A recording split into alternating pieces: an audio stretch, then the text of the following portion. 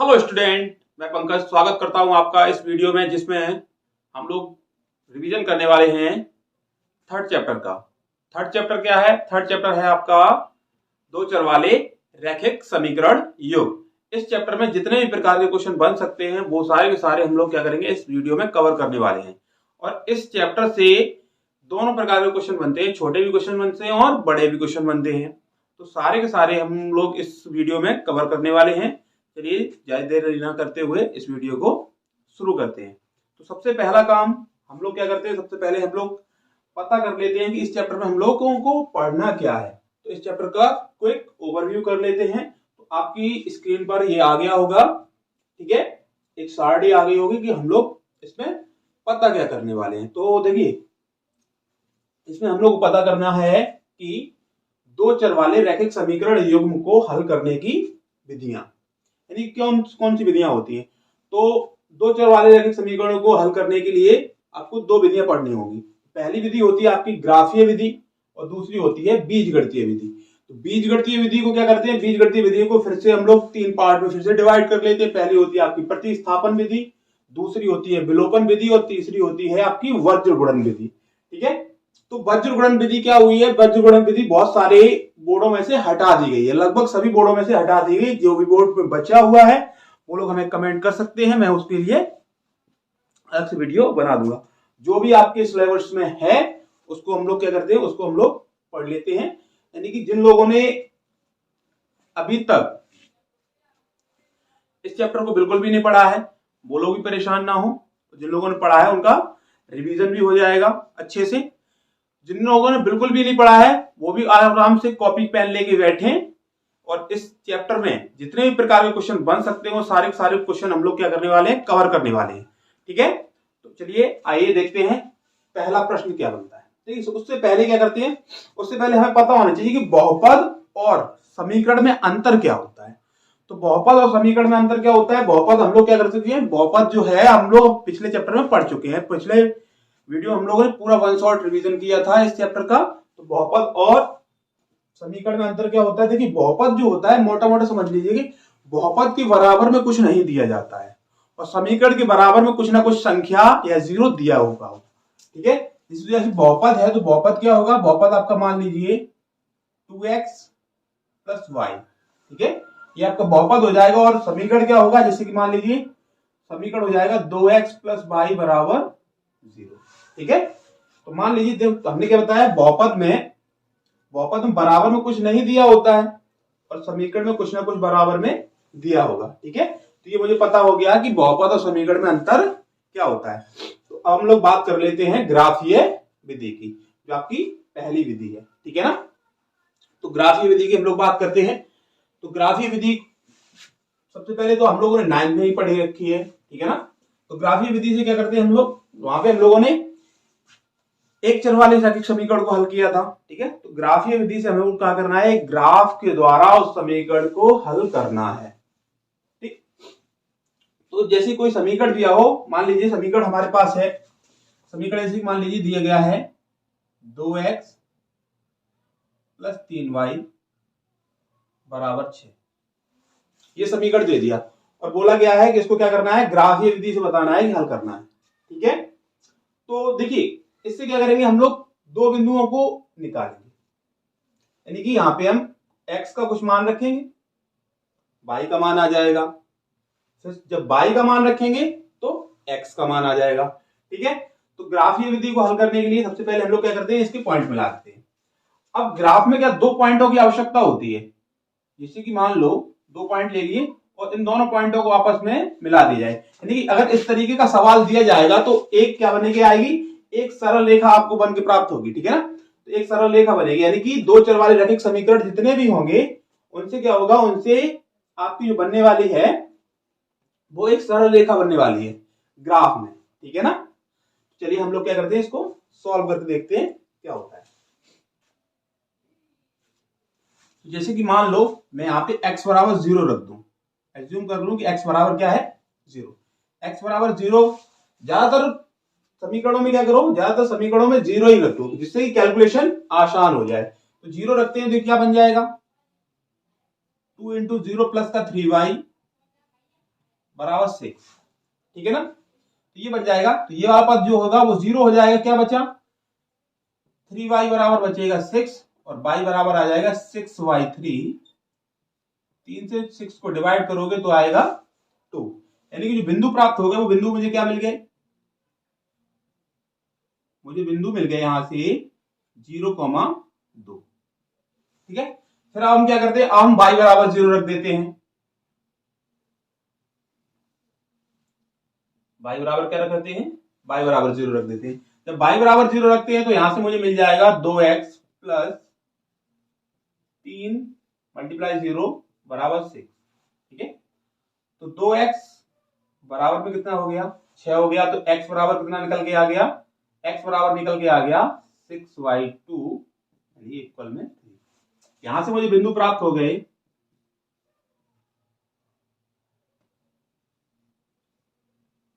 यहां से जो बिंदु मिल गए हमें वो मिल गए आपके 3,0।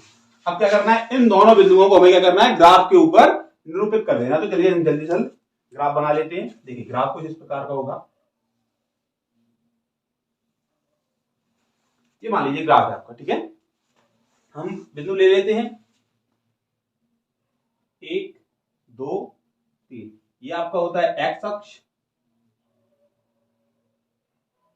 ठीक है, और ये होता है आपका वाई अक्ष। तो 1 2 3, इधर आपका ले लीजिए -1 -2 -3, ऊपर की ओर ले लीजिए 1 2 3 और नीचे की ओर का -1 -2 और -3, ठीक है।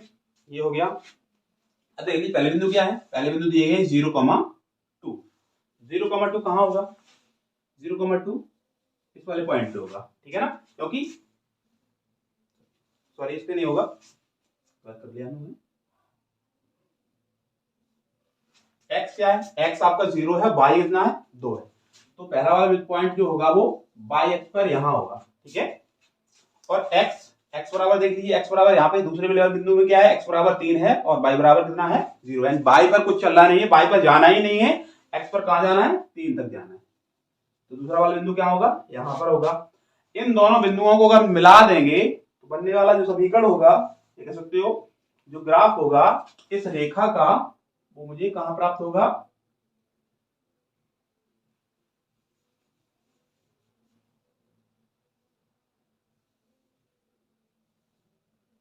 ये बनेगा, ठीक है, ठीक है। तो ये हम यहां लिख सकते हैं, ये रेखा कौन सी थी, ये हमारी रेखा थी 2x प्लस 3y बराबर 6, ठीक है। तो इस तरीके से हम लोग क्या करेंगे, ग्राफ की विधि से किसी भी समीकरण को हल कर लेंगे, ठीक है। चलिए हम लोग देखते हैं आगे, हम क्या करते हैं, अगले सवाल की ओर बढ़ते हैं। चलिए सवाल देखिए क्या है, सभी को समझ में आ गया होगा ग्राफी विधि क्या होती है, ठीक है। चलिए आगे बढ़ते हैं, अगले सवाल से और क्लियर हो जाएगा कि हमें करना क्या है, ठीक है।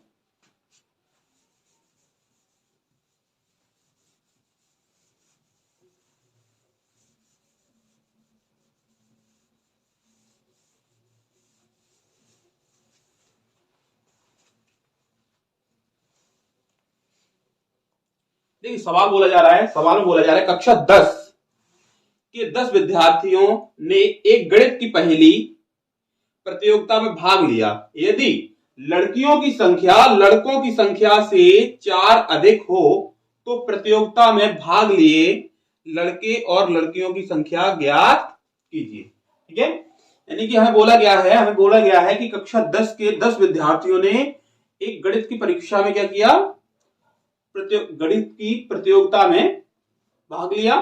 तो भाग लेने पर क्या हुआ, वहां पे जो लड़कियां थी वो लड़कों की संख्या से 4 अधिक थी। तो हमें प्रश्न से क्या पता चल रहा है, प्रश्न से पता चल रहा है, देखिए प्रश्न में हमें पता है कि लड़कों की संख्या जो है वो लड़कियों की संख्या से कम है। मैं मान ले रहा हूं,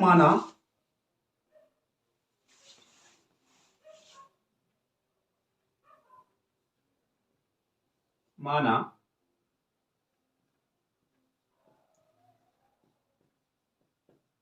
लड़कियों की संख्या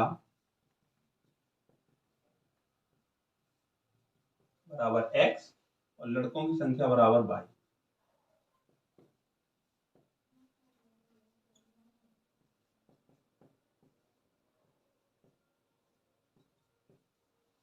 ठीक है। अब प्रश्न में क्या बोला गया है, अब प्रश्न के अकॉर्डिंग हम लोग बना लेते हैं, दो समीकरण बनकर तैयार हो जाएंगे। देखिए बोला गया है कि कुल जो विद्यार्थी थे वो 10 थे, तो x प्लस वाई बराबर यहां से बन जाएगा x प्लस वाई बराबर 10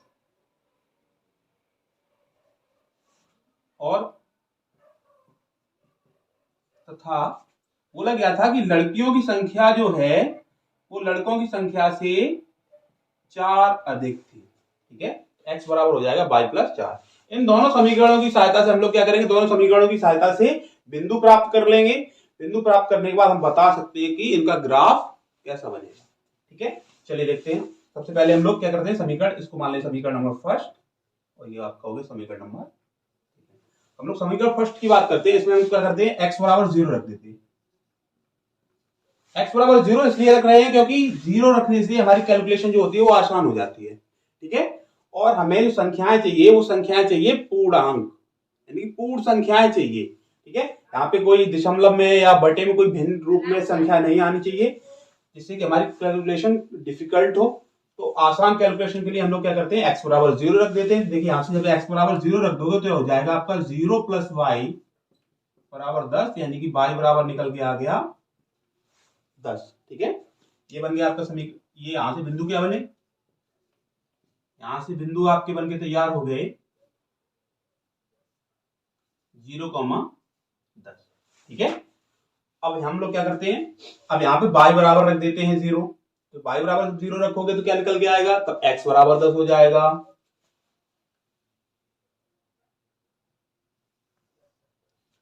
क्या करते हैं, y बराबर रख देते हैं।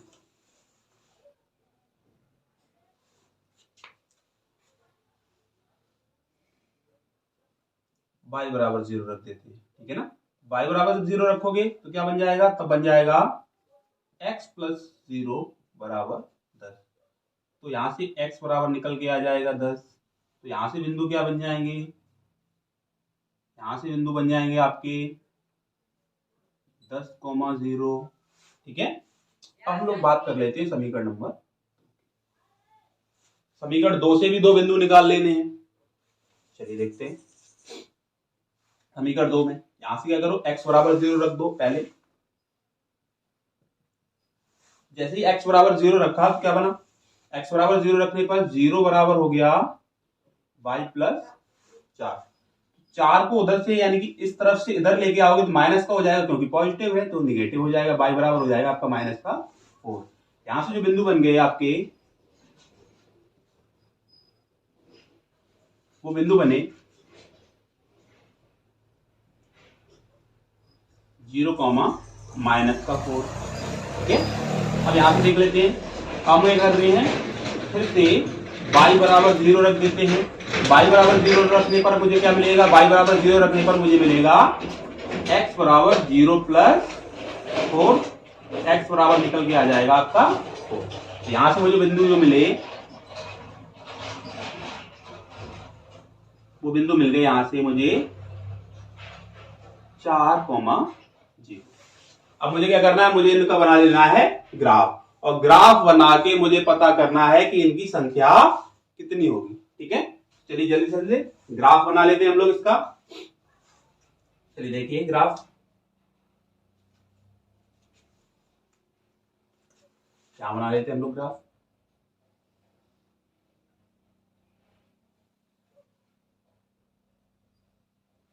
देखो यहाँ पे क्या है, बड़ी बड़ी संख्याएं हैं तो हम लोग क्या करते हैं, 2 का गैप लेके बना लेते हैं। तो ये वाला पॉइंट जो आपका होगा वो आपका मध्य बिंदु 0 होगा। ये 1 2 3 4 और ये 5। ये आपका x हो गया, ये आपका y। ठीक है, तो यहां भी आपका देखिए 2 4 6 8 10। ठीक है, अब हम लोग यहां से बना लेते हैं।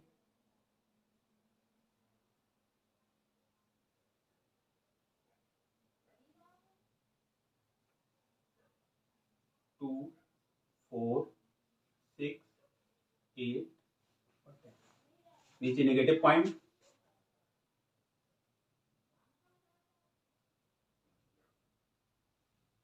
माइनस का 2, माइनस का 4, माइनस का 6, माइनस का 8, माइनस का 10, इधर भी कर लेते हम लोग।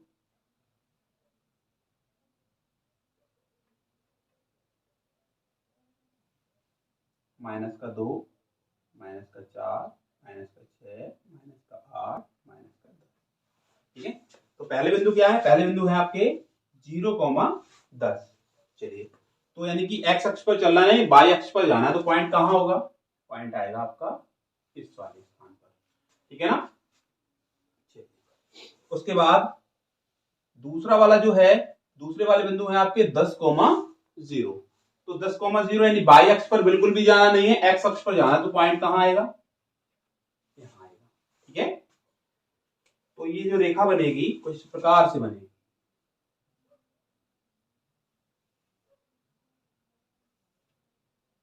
ये बन जाएगी आपकी रेखा।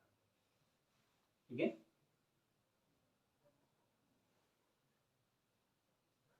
ये वाली जो रेखा होगी वो कौन सी होगी आपकी? x प्लस वाई बराबर 10। ये होगा आपका x प्लस वाई बराबर 10। दूसरे वाले बिंदु क्या निकले थे? दूसरे वाले बिंदु थे मेरे पास 0,-4, यानी x अक्ष पर जाना नहीं है, y अक्ष पर -4 जाना है, तो पॉइंट कहां आएगा? ये रहा आपका। ठीक है, उसके बाद y पर कुछ जाना नहीं, यानी दूसरे वाले बिंदु थे, यानी दूसरे समीकरण से दूसरे बिंदु निकले थे वो 4,0 निकला था। तो 4,0 निकला था, यानी कि x अक्ष पर 4 और y अक्ष पर बिल्कुल भी जाना है, 0 जाना है, तो कहां आएगा? ये रहा इसका पॉइंट। ठीक है, इन दोनों को हम लोग क्या करते हैं? मिला देते हैं। चलिए देखते हैं।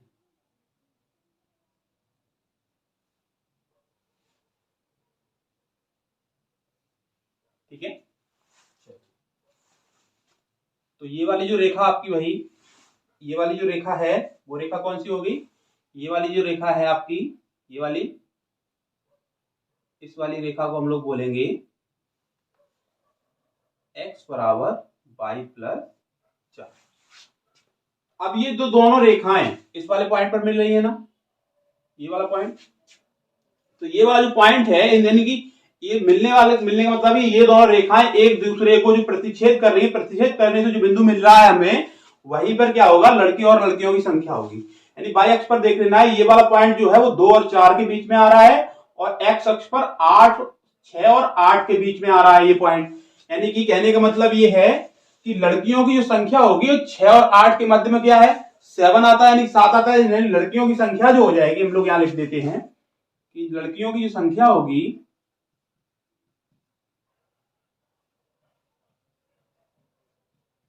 वो आपकी होगी 7, और जो लड़कों की संख्या होगी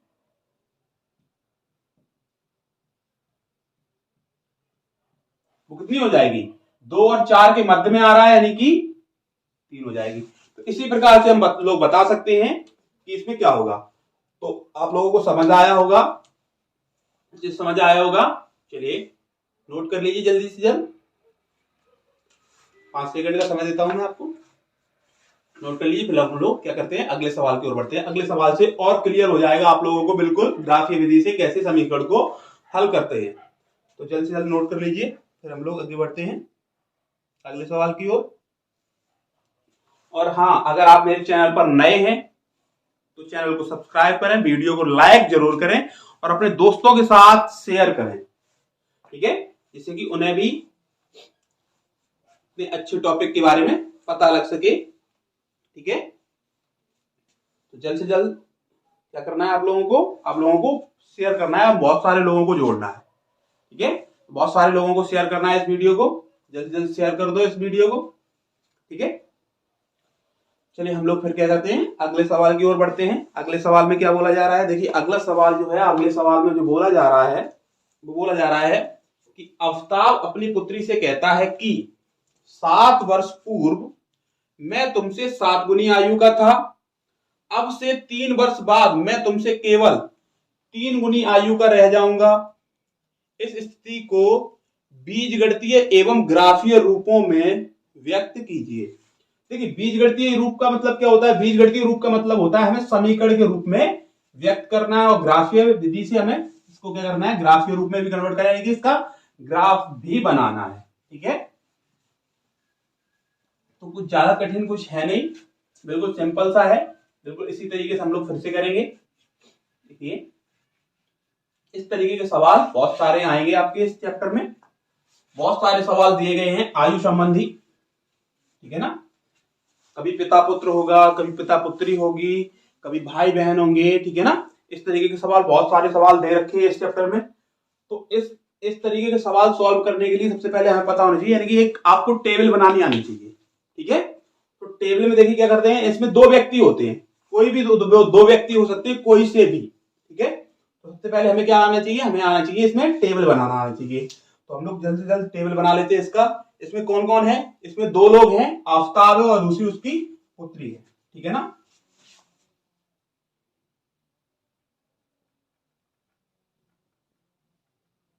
एक हो गया आफ्ताब, दूसरा हो गया उसकी पुत्री।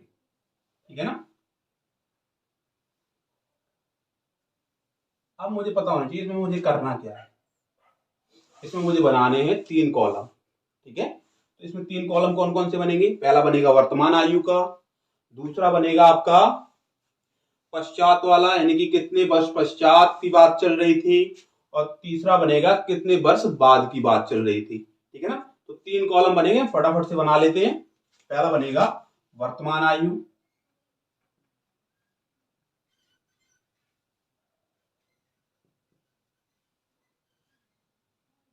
दूसरा बनेगा आपका, दूसरा बोला गया था 7 वर्ष पश्चात या 7 वर्ष पूर्व, सॉरी,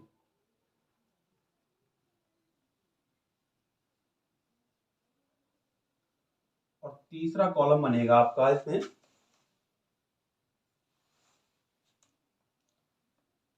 3 वर्ष बाद।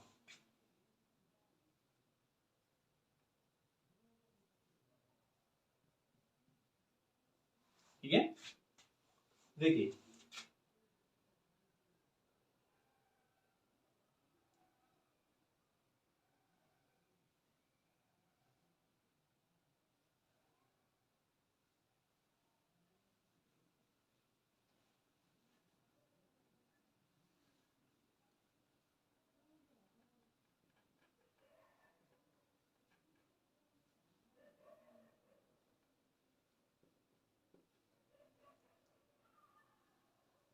चलिए देख लीजिए।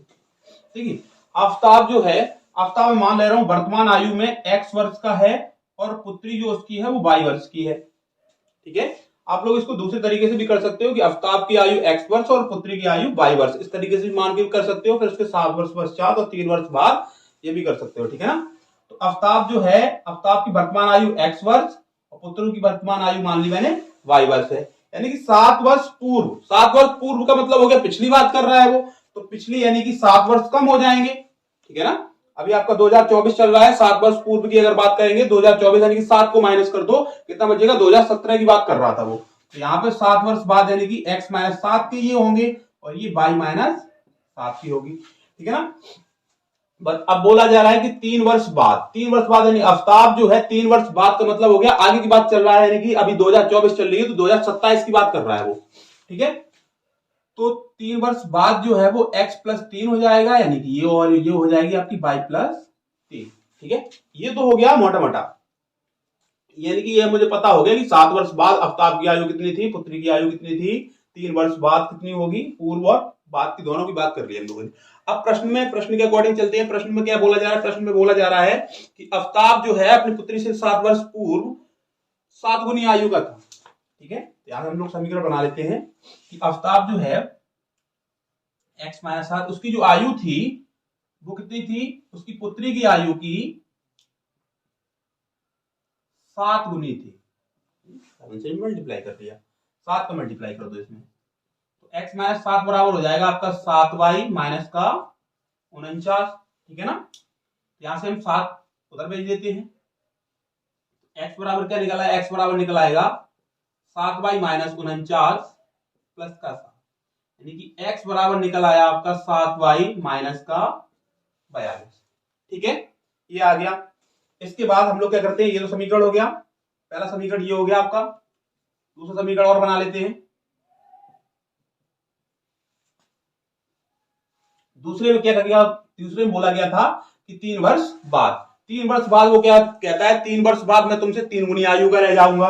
यानी कि जो अवताप है,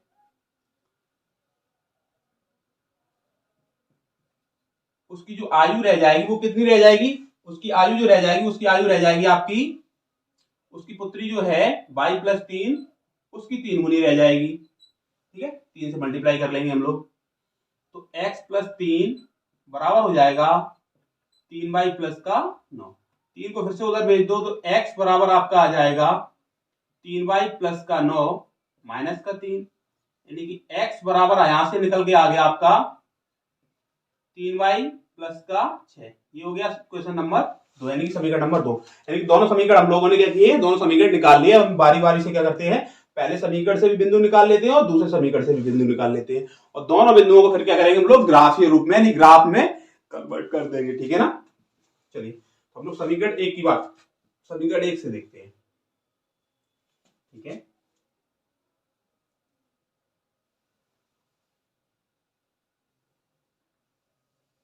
देख लेते हैं हम लोग समीकरण 1 से।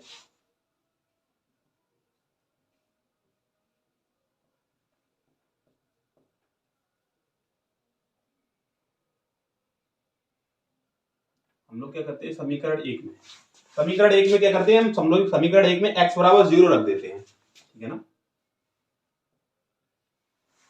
जैसे ही हम लोगों ने x बराबर 0 रखा तो देखिए क्या मिलता है, तो हमें मिलता है 0 बराबर 7y - 42, तो 7y बराबर हो जाएगा 42, और y बराबर आपका आ जाएगा 42/2, 42/7 डिवाइड करोगे तो 6 आ जाएगा। जो बिंदु बनेंगे वो क्या बनेंगे, बिंदु बन के तैयार हो जाएंगे 0,6। ठीक है ना। आप 0 के स्थान पर कुछ भी रख सकते हैं, 2 रख दो, 4 रख दो, 10 रख दो, जो भी आप रखना चाहो वो रख सकते हो। जो आप यहाँ पे x का मान रखोगे तो y का मान कुछ और आएगा। ठीक है ना। 0 के स्थान पर अगर कुछ और रखोगे तो y का मान कुछ और निकल के आएगा। हम लोग क्या करते हैं, y के स्थान पर, यहाँ पर y के स्थान पर रख देते हैं 5। ठीक है ना। y बराबर कितना रख देते हैं, 5। ठीक है, तो y बराबर 5 रखेंगे तो देखिए क्या मिलता है मुझे, तो x बराबर मुझे मिलेगा 7 गुणा 5 - 42, x बराबर हो जाएगा 35 - 42। तो x बराबर निकल के आ गया यहां से -7। यहां से मुझे जो बिंदु मिले वो बिंदु मिलकर तैयार हुए -7,5। ठीक है, यानी पहले वाले समीकरण से मुझे दोनों बिंदु मिलकर प्राप्त हो गए। ठीक है, पहले बिंदु जो मिल रहे हैं, पहले बिंदु मिल रहे हैं आपके 0,6 और दूसरे बिंदु मिल रहे हैं -7,5। ठीक है ना। अब हम लोग बात कर लेते हैं दूसरे वाले समीकरण की, समीकरण 2 से।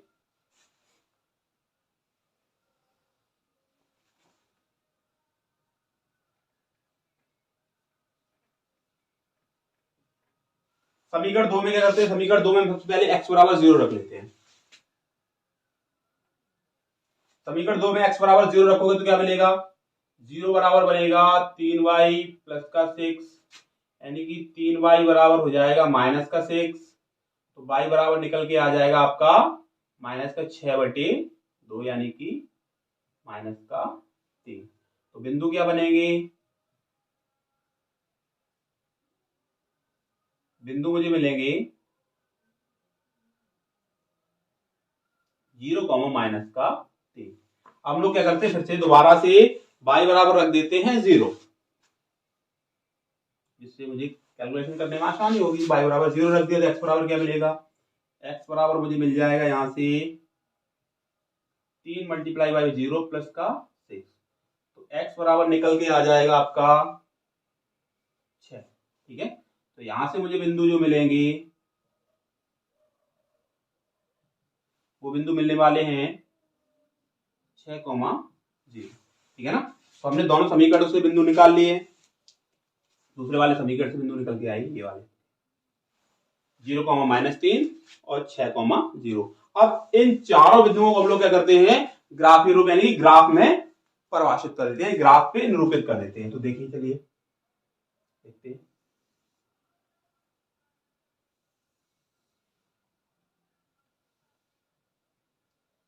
चलिए, ठीक है, ये हो गया आपका। यहाँ पे होगा आपका 0। ठीक है, पहले देखिए कहां से जाना, 0,6 -7,5। तो 0,6 जाना है,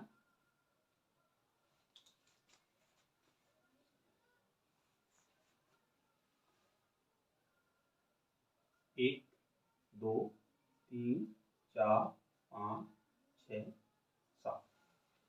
ठीक है, इसी प्रकार हम लोग इधर भी कर लेते हैं, 1 2 3 4 5 6 7। 1 2 3 4 5 6 7। 1 2 3 4 5 6 और ये आपका 7। ठीक है, चलिए देखते हैं, नंबर तरफ दे दें, 1 2 3 4 5 6 7, माइनस का 1 माइनस का 2 माइनस का 3 माइनस का 4 माइनस का 5 माइनस का 6 माइनस का 7। इधर हो जाएगा आपका -1 -2 -3 -4 -5 -6 -7। यहाँ भी 1 2 3 4 5 6 7। देखिए पहले बिंदु क्या है, पहले बिंदु बोला गया है, पहले बिंदु जो है वो 0,6 है, यानी एक्स अक्ष पर बिल्कुल भी चलना है, वाई अक्ष पर जाना है 6। चलिए देख लेते हैं, बिंदु कहां होगा, इस वाले पॉइंट पे होगा। ठीक है ना, 0,6। दूसरे वाले बिंदु क्या है, दूसरे वाले बिंदु आपके पास है -7,5, यानी कि एक्स अक्ष पर जाना है -7 और वाई अक्ष पर जाना है आपका 5। ठीक है, चलिए देख लेते हैं,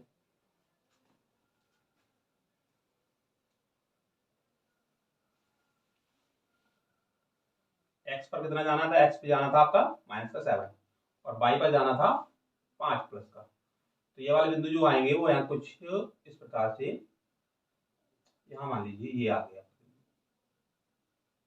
ठीक है ना, ये आ गया। तो यहां से क्या करना है, मुझे एक रेखा खींच देनी है। तो मैं यहाँ पे एक रेखा खींच देता हूं।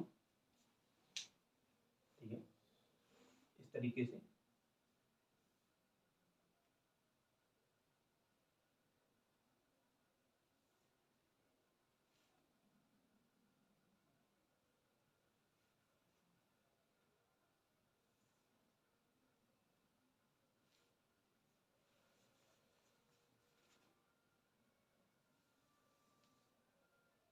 ये हो जाएगी आपकी रेखा। ये जो रेखा होगी वो आपकी रहेगी, कौन सी है रेखा, ये वाली रेखा रहेगी आपकी x बराबर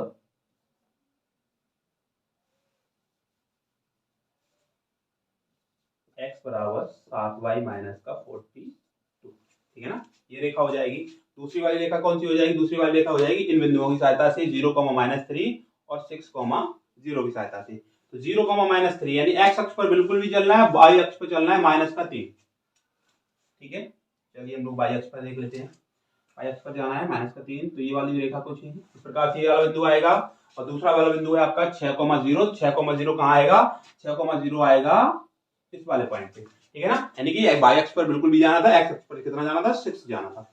तो इन दोनों रेखाओं को भी, यानी कि इन दोनों बिंदुओं को भी मिला दो आपस में।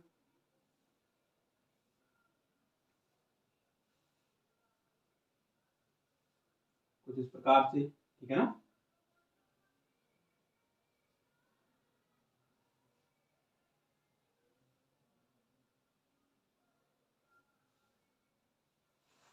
इस प्रकार से ये रेखा मिल जाएगी। ठीक है ना, तो ये दोनों रेखाएं जो होंगी, कहीं जब बड़ा ग्राफ बनाएंगे तो कहीं जाके मिल जाएंगे जाके। ठीक है ना, तो ये वाली जो रेखा बन गई आपकी, ये वाली रेखा बनी जाके x बराबर 3y प्लस का 6। ठीक है ना। तो इस तरीके से आप लोग इस ग्राफ को निरूपित कर सकते हैं, ठीक है ना। तो इस तरीके के सवाल आएंगे, हम लोग इस तरीके से कर लेते हैं। तो जितने भी ग्राफीय रूप में यानी जितने भी ग्राफीय तरीके से सवाल होंगे वो इस तरीके से हम लोग ग्राफ बना लेंगे। यानी क्या करना है, हमें दो समीकरण दिए जाएंगे, दो समीकरण युग्म जो हम लोग जो पढ़ रहे हैं वो आपके युग्म है। युग्म का मतलब होता है दो लोगों की बात करेगा, वो हर वक्त जो बात करने वाला है वो दो लोगों की बात करेगा, ठीक है। तो इस तरीके से हम लोग क्या कर लेंगे, इस तरीके से हम लोग सारे सवाल क्लियर करते चलेंगे। तो जल्द से जल्द नोट कर लीजिएगा इसको भी, 10 सेकंड का समय दिया हूं मैं आपको। फिर अगले सवाल की ओर बढ़ते हैं हम लोग।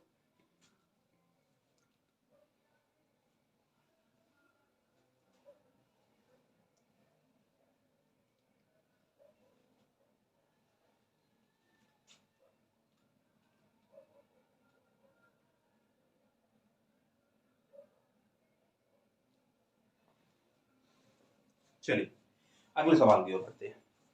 देखिए अगला सवाल कैसा है, किस प्रकार का है। देखिए अगले सवाल में क्या होता है, अगला सवाल आपको फर्स्ट प्रश्नावली का ही है।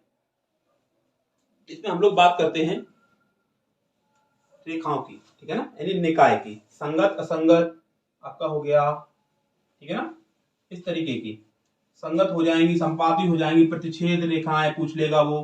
तो उसके लिए हम लोग क्या करते हैं, उसके लिए हम लोग दो रेखाएं आपको दी जाती हैं, दोनों रेखाओं का क्या कर लेते हैं, अनुपात कर लेते हैं। अनुपात करने पर हमें जो प्राप्त होता है, जो प्रतिबंध उसमें यूज होता है, उस प्रतिबंध के अनुसार हम बता सकते हैं कि रेखाएं प्रतिच्छेद करती हैं, संपाती हैं, समानांतर हैं। उसके लिए आपको पता होना चाहिए, एक सारणी पता होना चाहिए, वो आपकी कुछ इस प्रकार से है। चलिए देखते हैं हम लोग, आपकी स्क्रीन पर आ चुकी होगी, ठीक है। तो आपकी स्क्रीन पर किस प्रकार की सारणी आ गई होगी। तो उसमें जो पहला वाला पॉइंट बात करते हैं, पहले वाले पॉइंट की बात करते हैं हम यहाँ पे। देखिए दिख रहा होगा आपको, दो रेखाएं जो होंगी, दो रेखाएं एक दूसरे को काट रही होंगी, ठीक है ना। तो दो रेखाएं जो अब एक दूसरे को काटती हैं तो उन रेखाओं को हम लोग बोलते हैं प्रतिच्छेदी रेखाएं, ठीक है। प्रतिच्छेदी रेखाएं, जब दो रेखाएं एक दूसरे को आपस में काटती हैं तो वहां पर जो प्राप्त होता है वो आपका अद्वितीय हल प्राप्त होता है। यानी अद्वितीय हल का मतलब हो गया वहां पे सिर्फ आपको एक हल प्राप्त होगा, ठीक है। तो उसे हम लोग बोलते हैं अद्वितीय हल। तो उस अद्वितीय हल यानी कि उसका जो अगर एक हल प्राप्त होता है तो वो निकाय कैसा होगा, संगत निकाय होगा, ठीक है। उसका जो प्रतिबंध होता है वो होता है आपका A1/A2 बराबर नहीं होगा B1/B2 के, ठीक है। आपको यहाँ पे रेखाएं लिखी हुई होंगी, पहली रेखा लिखी होगी, पहली वाली रेखा आपको दिख रही होगी A1x + B1y + C1 बराबर 0, और दूसरी वाली रेखा दिख रही होगी A2x + B2y + C2 बराबर 0, ठीक है ना। ये दो रेखा, इस तरीके की दो रेखाएं आपको दी जाएंगी। उन रेखाओं से क्या करेंगे हम लोग, उनके अनुपात पता करके बता सकते हैं कि रेखाएं कैसी हैं। तो प्रतिच्छेदी रेखाओं की हम लोगों ने बात कर ली। अब हम लोग बात करते हैं, दूसरी आपकी होती है संपाती रेखाएं, ठीक है। संपाती रेखाओं की बात कर लेते हैं। संपाती रेखाएं क्या होती है, संपाती रेखाओं का मतलब हो गया एक रेखा के ऊपर दूसरी रेखा, ठीक है।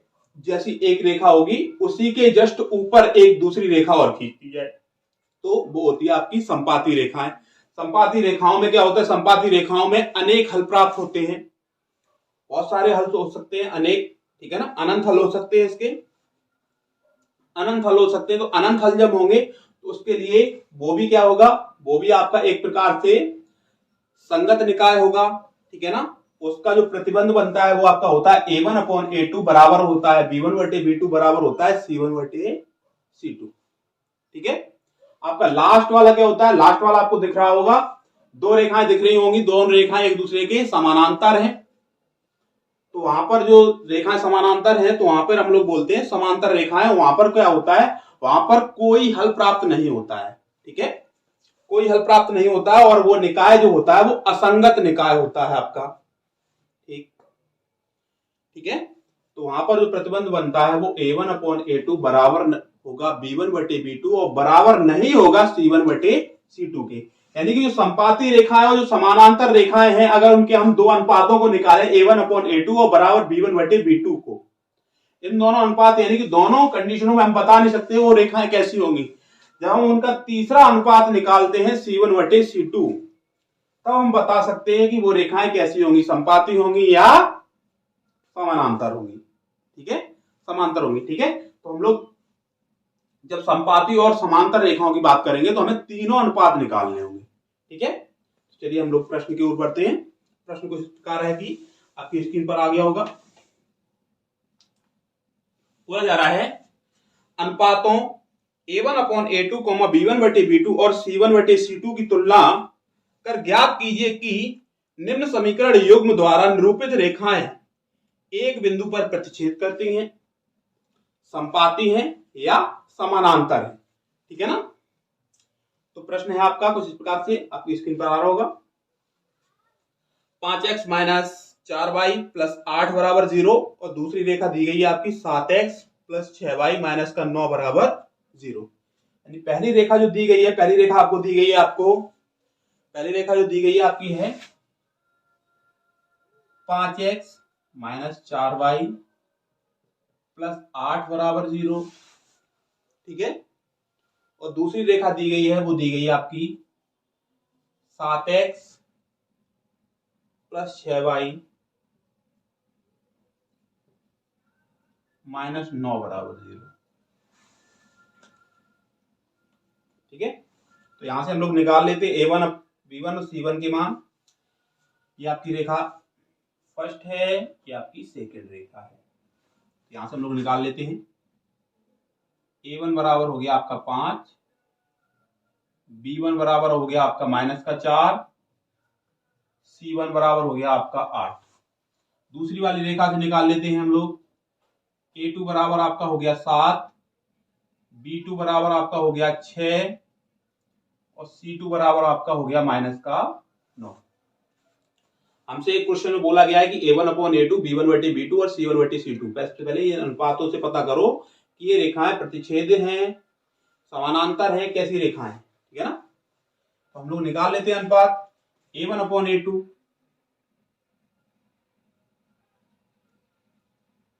5/7 हो गया। ठीक है ना। B1 बटे B2 -4/6 हो गया। डिवाइड कर दो, 2 दूनी 4, 2 तिया 6, -2/3। देख लो यहां से दोनों रेखाएं कैसी हैं, यानी कि दोनों अनुपात जो हमने निकाले हैं वो अलग हैं। प्रतिबंध क्या यूज हो रहा है, अतः हम कह सकते हैं, यहां लिखेंगे हम लोग, चूंकि A1/A2 बराबर नहीं है B1 बटे B2, अतः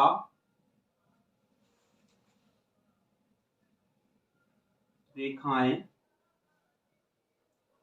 एक बिंदु पर प्रतिच्छेद करती हैं।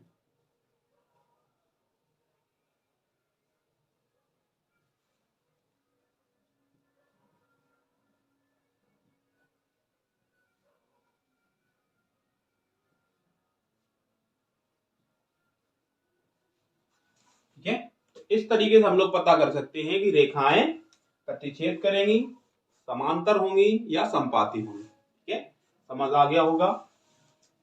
चलिए हम लोग फिर क्या अगले सवाल की ओर बढ़ते हैं। आप नोट कर लीजिए इस सवाल को, जल्द से जल्द नोट कर लीजिए इसको।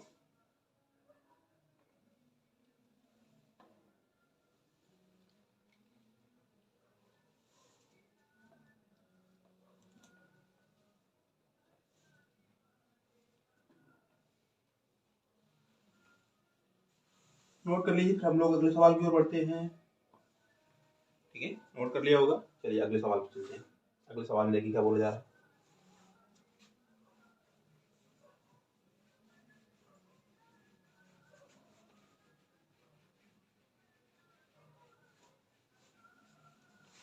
अगले सवाल में बोला जा रहा है अनुपातों A1/A2, B1 बटे B2, C1 बटे C2 को तुलना कर ज्ञात कीजिए कि निम्न रैखिक समीकरण के युग्म संगत हैं या असंगत हैं।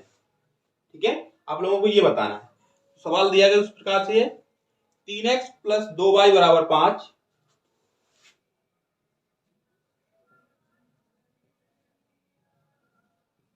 और दिया गया दूसरी रेखा दी गई आपको 2x - 3y बराबर 7।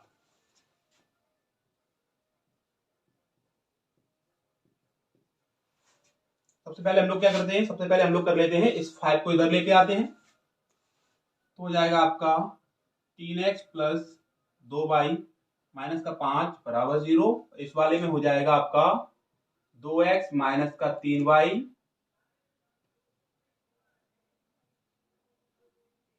माइनस का 7 बराबर 0। ठीक है ना। तो यहां से हम लोग निकाल लेते हैं a1 b1 यानी कि रेखा a। पहली रेखा से हम लोग निकाल लेते हैं a1 बराबर आपका 3, b1 बराबर आपका हो गया 2, c1 बराबर हो गया आपका माइनस का 5। ठीक है ना। यहां से हम लोग a2 के निकाल a2 b2 और c2 के मान निकाले थे दूसरी रेखा के साथ। तो a2 बराबर आपका 2, b2 बराबर आपका माइनस का 3 और c2 बराबर आपका माइनस का 7। चिन्ह सहित लेते हैं। ठीक है, ये बात आपको याद रखनी है। अब यहां से हम लोग क्या करते हैं, यहां से हम लोग निकाल लेते हैं इनके अनुपात। तो देखिए अनुपात बनाते हैं, a1 अपॉन a2 बराबर हो जाएगा 3/2। ठीक है, b1/b2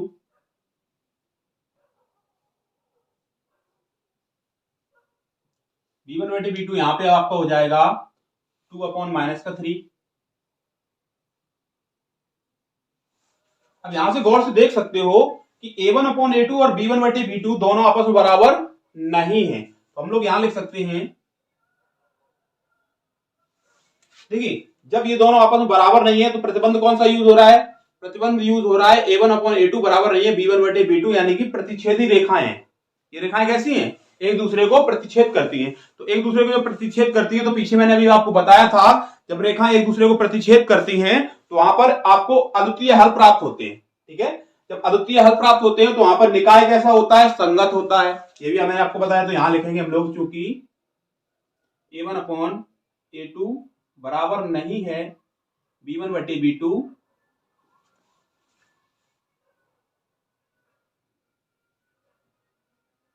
अतः एक हल प्राप्त होगा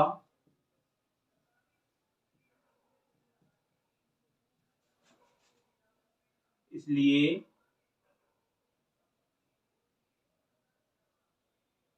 निकाय संगत है।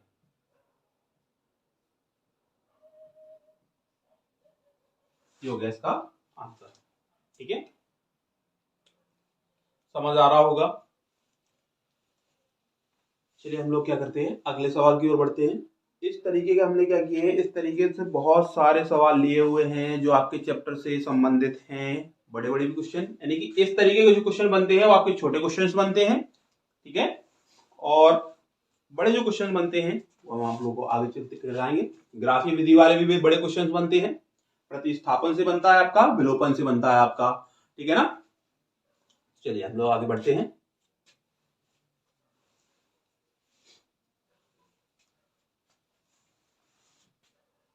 अगले सवाल की ओर नोट कर लिया होगा। चलिए,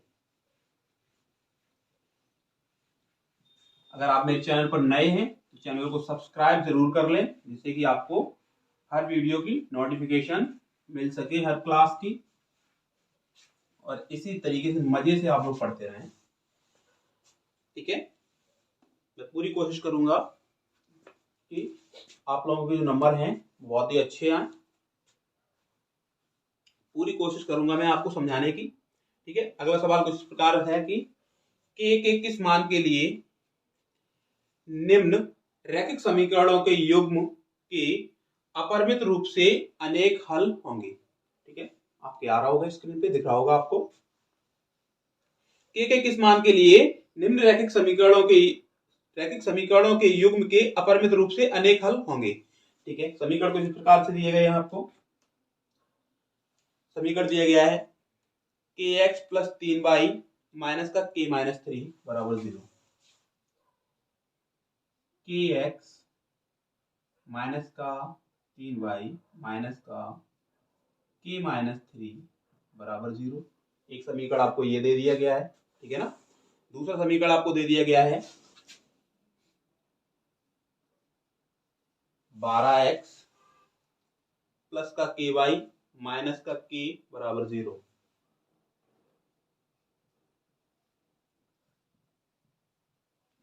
ये आपकी इक्वेशन फर्स्ट, ये होगी इक्वेशन, ठीक है।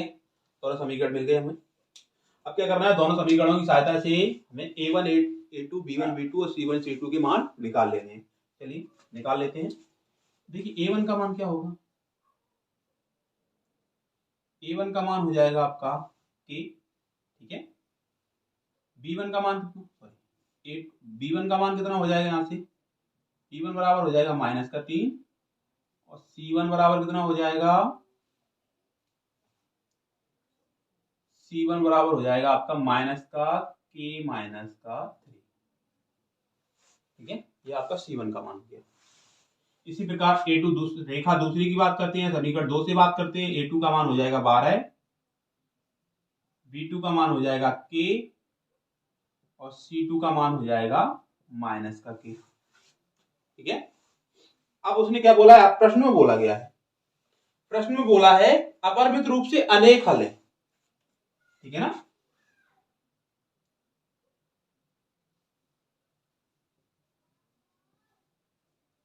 समीकरण के कितने अनेक हल हैं,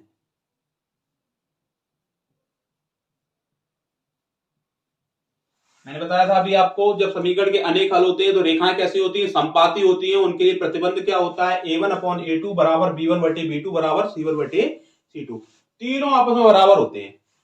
प्रतिबंध क्या होगा, प्रतिबंध होगा A1/A2 बराबर B1/B2 बराबर C1/C2, ठीक है। देखिए आगे क्या करते हैं, यहाँ पे क्या करना है, सारे के सारे जितने भी यहाँ पे वैल्यूज हैं सभी पुट रख दो, यानी रख दो, इनको पुट कर दो। यहाँ पे A के स्थान पे हम लोग रखेंगे A1 के स्थान पे रख दिया K अपॉन हो जाएगा 12 बराबर आपका हो जाएगा -3, ठीक है, फिर से हो गया। और यहाँ आपका हो जाएगा माइनस का K-3 बटे -K, ठीक है। ये बन जाएगा आपका। सबसे पहले इन दोनों को बराबर कर लो, देखिए क्या बनता है। तो यहां से देखिए बनेगा आपका K/12 बराबर -3 बटे K, तो यहाँ हो जाएगा K² बराबर 12×3 = 36, ठीक है ना। वर्गमूल लोगे तो क्या बन जाएगा,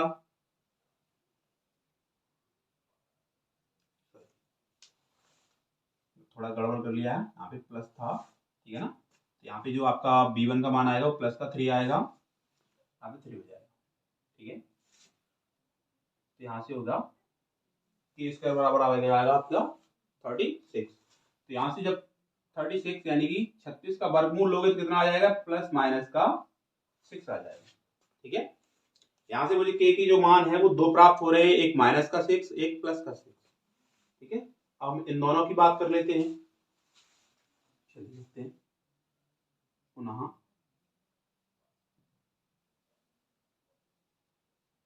3/K बराबर माइनस का K-3 बटे हो जाएगा माइनस का K, माइनस से माइनस चला जाएगा, K से K चला जाएगा, क्या बचा 3 बराबर बचा K-3, 3 इधर लेके आओगे तो K बराबर हो जाएगा 3 + 3 यानी कि 6। तो K का मान मुझे पता हो गया, कितना होगा 6 होगा, यानी K का मान जब 6 होगा तब ये समीकरण जो होंगे वो उनके अनेक हल प्राप्त होंगे, ठीक है ना। यानी सभी अनुपात कैसे हो जाएंगे, बराबर हो जाएंगे, जब हम K का मान कितना रख देंगे, K का मान 6 रख देंगे। तो हमें क्या करना है, अगर इस तरीके से मुझे प्राप्त होता है दोनों, यानी कि प्लस का भी और माइनस का भी प्राप्त होता है, तो हम लोग क्या करना है, हम लोगों को दूसरा भी सॉल्व करके देख लेना है, वहां से मुझे कंफर्म पता हो जाएगा K के किस मान के लिए मुझे यहाँ क्या करना होगा, इसके अनेक हल प्राप्त होंगे। K बराबर यानी K के लिए क्या होना चाहिए, जो K है, K का जो 6 मान है, जो हमने 6 निकाला है, वो क्या कर रहा है, इन समीकरणों को पूर्णतः संतुष्ट करेगा। तो K का जो मान बनेगा वो बनेगा आपका 6, ठीक है। नोट कर लीजिए यहां तक। यहाँ लिखना चाहो तो भाषा लिख सकते हो आप। अतः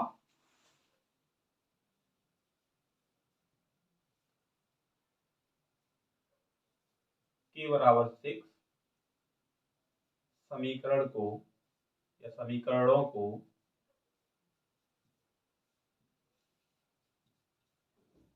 संतुष्ट करता है।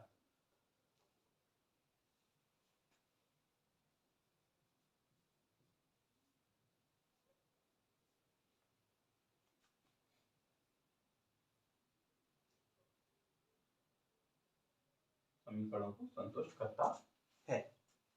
ठीक है, इस मान के लिए समीकरण के युग्मों के हल जो होंगे वो कैसे होंगे, अनेक हल होंगे अपरिमित रूप से। ठीक है, नोट कर लीजिए जल्दी से। फिर हम लोग बढ़ते हैं अगले सवाल की ओर।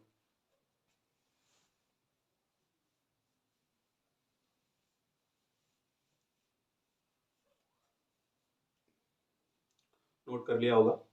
चलिए अगले सवाल की ओर चलते हैं हम लोग।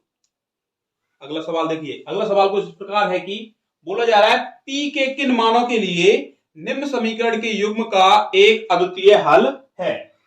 तो मैंने आपको बताया था अद्वितीय हल के लिए जो बताया था, अद्वितीय हल कब प्राप्त होता है, अद्वितीय हल तब प्राप्त होता है जब दोनों रेखाएं या कह सकते हो दोनों समीकरण जो हैं एक दूसरे को प्रतिच्छेद कर रहे हो या एक दूसरे को काट रहे हो। ठीक है ना, जब एक दूसरे को काटेंगे तभी क्या होगा, तभी हम बता सकते हैं कि उसके अद्वितीय हल प्राप्त होंगे, यानी कि उसका एक अद्वितीय हल होगा। समीकरण कुछ इस प्रकार से दिया गया है, आपकी स्क्रीन पे आ गया होगा, दिख रहा होगा आपको। समीकरण दिया गया है 4x plus P Y plus 8 बराबर 0। क्या दिया गया है, दिया गया है 4x plus P Y plus 8 बराबर 0। ठीक है, ये इक्वेशन आपकी फर्स्ट है। हम लोग बात करते हैं दूसरे समीकरण की। दूसरा समीकरण हमें दिया गया है 2x प्लस 2y प्लस 2 बराबर 0। 2x प्लस 2y प्लस 2 बराबर 0, ये समीकरण नंबर 2 दिया गया। यहां से क्या करते हैं, इन दोनों समीकरणों की सहायता से a1 a2 b1 b2 c1 c2 सभी के मान निकाल लेते हैं। चलिए देखते हैं। a1 अपॉन a2 बराबर b1 बटे b2, ऐसे a1 a2 b1 b2 और c1 c2 सभी के मान निकालने थे। a1 का मान क्या बनेगा, a1 का मान बनेगा 4, b1 का मान बनेगा p, c1 का मान बनेगा यहां से 8, a2 का मान बनेगा 2, b2 का मान बनेगा 2 और c2 का मान बनेगा 2। ठीक है, तो यहां से हम लोग निकाल देंगे। बोला क्या गया है, अद्वितीय हल है। अद्वितीय हल के लिए मैंने बताया था जब रेखाएं एक दूसरे को प्रतिच्छेद करती हैं तो अद्वितीय हल के लिए क्या होगा, अद्वितीय हल के जो प्रतिबंध बनता है वो बनता है a1 अपॉन a2 बराबर नहीं होगा b1 बटे b2 के। तो वही प्रतिबंध हम लोग यहाँ पे यूज कर लेते हैं, पता लग जाएगा क्योंकि p के किस मान के लिए हमें क्या करना है, p के किस मान के लिए पता लग जाएगा कि p के किस मान के लिए ये दोनों समीकरणों के जो हल होंगे वो अद्वितीय होंगे। ठीक है ना, चलिए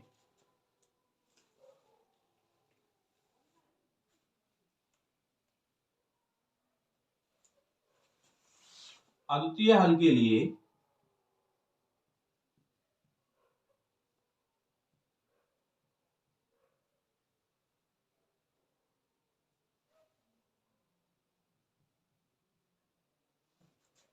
तो समीकरणों की अद्वितीय हल के लिए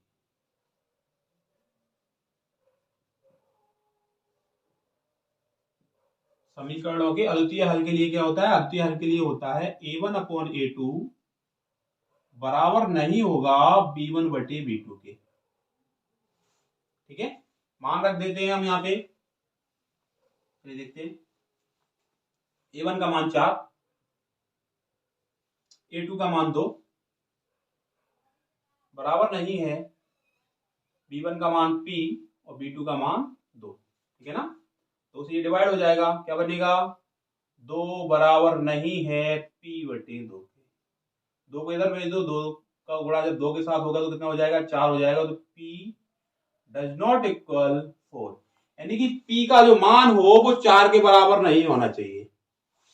जब 4 के बराबर नहीं होगा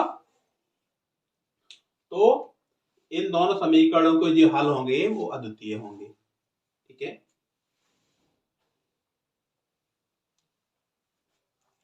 4 के अतिरिक्त कुछ भी हो सकता है, 1 2 3। ठीक है, 4 नहीं होना चाहिए। नोट कर लीजिए जल्द से जल्द, और हम लोग अगले सवाल की ओर बढ़ते हैं।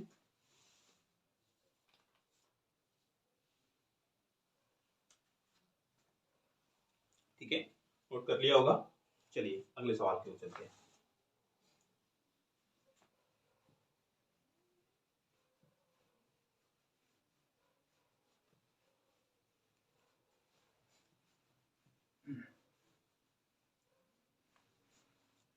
देखिए अगले सवाल में बोला गया है के किस मान के लिए निम्न रैखिक समीकरणों के युग्म का कोई हल नहीं है। समीकरण आपको दिए गए हैं 3x प्लस वाई बराबर 1, समीकरण दिया गया है 3x प्लस वाई बराबर 1। ठीक है, दूसरा समीकरण क्या दिया गया और दिया गया है आपको, और दिया गया है 2k माइनस 1 x,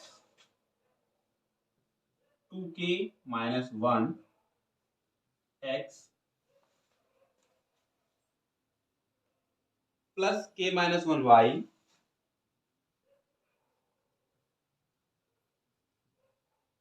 प्लस का 2k बराबर 0।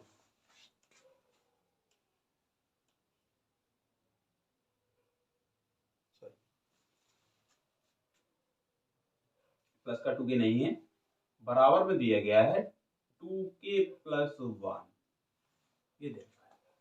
ठीक है, तो क्या करना है, देखिए सबसे पहले इस 1 को इधर लेके आओ, तो क्या बनेगा, बनेगा 3x प्लस वाई माइनस का 1 बराबर 0। यहां से इसको इधर लेके आओ, क्या बनेगा 2k minus 1 x plus k minus 1 y minus का 2k प्लस 1। ठीक है, ये बनेगा आपस में। अब यहां से a1 a2 b1 b2, यहां से a1 b1 c1, यहां से a2 b2 और c2, तीनों के मान निकाल लेते हैं। चलिए देखते हैं a1 का मान क्या बनेगा, a1 बराबर बनेगा यहां से 3, b1 बराबर बनेगा 1, c1 बराबर बनेगा माइनस का 1। यहां से देखते हैं a2 बराबर बनेगा आपका 2k माइनस 1, b2 बराबर बनेगा आपका k माइनस 1, c2 बराबर बनेगा आपका माइनस का 2k प्लस 1। ठीक है, बन गए। अब क्या बोला, प्रश्न में बोला गया था कि जो समीकरण है समीकरणों का कोई हल नहीं है, तो समीकरणों का कोई हल कब नहीं होता है, थर्ड कंडीशन लगेगी यहाँ पे, तीसरी कंडीशन यानी कि तीसरी स्थिति।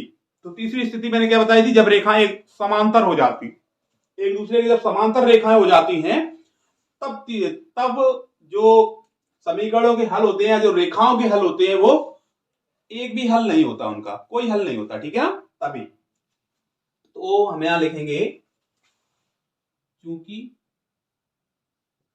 समीकरणों का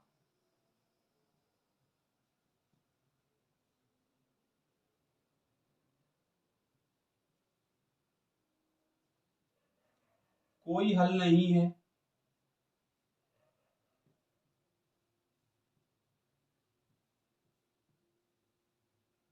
जब कोई हल नहीं होता है तो कंडीशन क्या होती है, कंडीशन होती है a1 अपॉन a2 बराबर b1 बटे b2 बराबर नहीं होगा c1 बटे c2।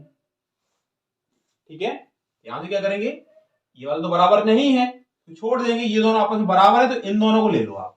ठीक है ना, क्या करना है, मुझे लेना है a1 अपॉन a2 बराबर b1 बटे b2।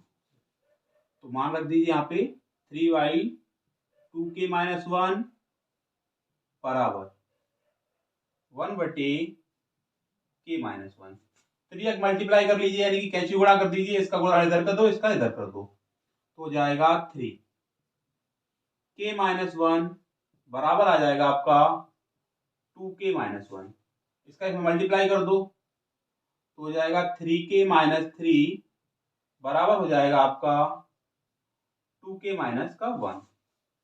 2k इधर लेके आओ, 3 को उधर लेके जाओ तो 3k माइनस का 2k बराबर हो जाएगा, ये 3 जब उधर जाएगा तो प्लस का 3 हो जाएगा, माइनस का 1 हो जाएगा। ठीक है, तो यहां से बचेगा k बराबर आपका आंसर आ गया 2। ठीक है, तो k बराबर अगर 2 हो तो k बराबर 2 के लिए जो होगा वो इस समीकरण का कोई हल नहीं होगा। ठीक है, नोट कर लीजिए। हम लोग अगले सवाल की ओर बढ़ते हैं, अगले टाइप पर। तो इस तरीके के सवाल आपसे पूछे जा सकते हैं। ठीक है, चलिए तो हम लोग अगले सवाल की ओर बढ़ते हैं, जल्द से जल्द नोट कर लीजिए इसको। अगला सवाल देखते हैं क्या है। अब हम लोग बात कर लेते हैं इसमें बीजगणितीय विधि की। आपकी ग्राफीय विधि होगी, ठीक है ना। ग्राफीय विधि के बाद आपका ये a1/a2 b1/b2 अनुपात का हो गया, संगत होगा, संपाती होगा, संगत होगा, असंगत होगा। ठीक है ना, ये हो गया आपका प्रतिच्छेदी रेखाएं होंगी, संपाती रेखाएं होंगी या समानांतर रेखाएं होंगी। इस तरीके के सारे सवाल हो गए। अब हम लोग बात करते हैं आपकी प्रतिस्थापन विधि, यानी कि बीजगणितीय विधि। बीजगणितीय विधि में प्रतिस्थापन विधि से हम लोग काफी एग्जांपल लेने वाले हैं यहाँ पे। चलिए देखते हैं। ठीक है,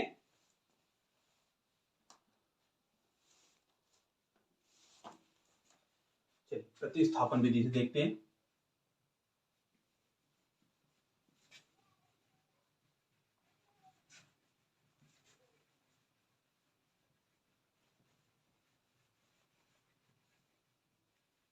देखिए प्रतिस्थापन विधि, प्रतिस्थापन का मतलब क्या होता है?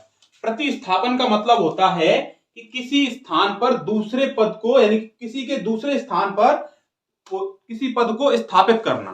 यानी कि प्रतिस्थापन का मतलब हो गया कि x के स्थान पर y को स्थापित कर दो या y के स्थान पर x को स्थापित कर दो। ठीक है, तो एग्जांपल कुछ प्रकार है कि प्रतिस्थापन का। देखिए पहले सवाल दिया गया है आपको, दिया गया है 2x + 3y = 7।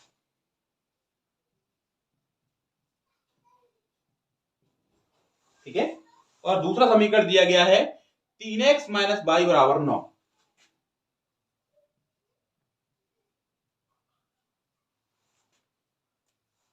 ठीक है, ये हो गया आपका इक्वेशन फर्स्ट, ये हो गया इक्वेशन सेकंड। ठीक है, तो प्रतिस्थापन का मतलब होता है कि या तो समीकरण एक से किसी एक चर का मान निकालो, या तो x का मान निकालो या y का मान निकालो, समीकरण 2 में रख दो, या समीकरण 2 से किसी एक चर का मान निकाल लो, समीकरण 1 में रख दो। बस यही करना है, यही आपका प्रतिस्थापन। ठीक है ना, हम लोग क्या करते हैं, समीकरण 2 से y का वैल्यू निकाल लेते हैं और समीकरण 1 में पुट कर देते हैं। समीकरण 2 से, समीकरण 2 से अगर y बराबर देखें तो y को इधर लेके जाओ, 9 इधर लेके आओ, यानी कि y बराबर जो बनेगा, y बराबर बनेगा 3x - 9। इसको उठा के रख दो समीकरण नंबर 1 में y के स्थान पर। ठीक है, यहां लिखेंगे हम लोग y का मान समीकरण 1 में रखने पर।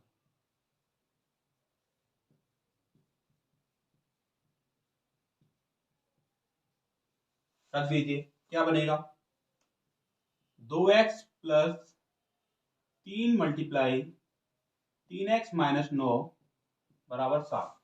ठीक है, 3 का मल्टीप्लाई कर दो अंदर, 2x + 9x - 27 = 7। 27 को उधर लेके जाओ, इन दोनों को प्लस कर लो, तो 9 2 कितना हो गया,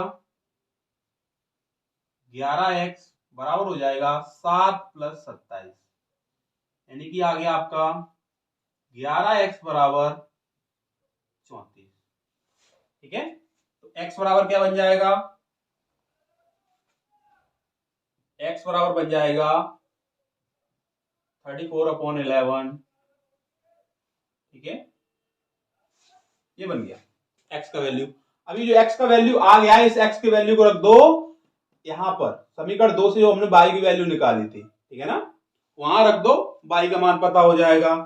आप रखना चाहो तो पहले भी समीकरण में रख सकते हो, वहां पे कैलकुलेशन थोड़ी करनी पड़ेगी, यहाँ पे सीधा सीधा रख दो, काम हो जाएगा। ठीक है, तब y बराबर क्या था, y बराबर था 3x माइनस का 9, तो y का मान रख दो यहाँ पे 3 गुणा 34/11 माइनस का 9, 3 का मल्टीप्लाई कर लो, इसके साथ क्या कर लो, हर समान कर लो, 9 के अपॉन में 1 होगा, इस 1 का मल्टीप्लाई इधर कर दो, 11 का इधर कर दो, तो y बराबर क्या बन जाएगा, देखो यहां से देखो, 3 चौक 12 की 2, 3 का 9 और 1 10, 102, ठीक है ना, इसका इस 9 में मल्टीप्लाई कर दो, क्या आ जाएगा 99 आ जाएगा, बटे में कितना 11, घटा लो, कितना बचा 102 में से 99 घटाओ, कितना बचेगा 3 बचेगा, तो 3/11, ये हो गया आपका y का मान और ये हो गया आपका x का मान। ठीक है, ये आ गया आपका x का मान, ठीक है, और y का मान क्या आ गया, y का मान आपका आ गया y बराबर आ गया 3/11। ठीक है, तो प्रतिस्थापन क्या कैसे करना है, प्रतिस्थापन इस प्रकार से करना है आपको। ठीक है, चलिए नोट कर लीजिए, अगले सवाल की ओर हम लोग बढ़ते हैं।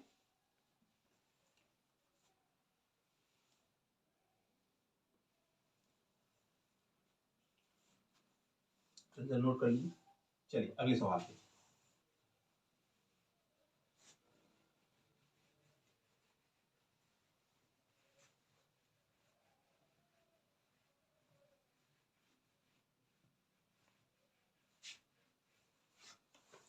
देखिए अगला सवाल क्या है, अगले सवाल में बोला जा रहा है 7x प्लस 15y बराबर 2।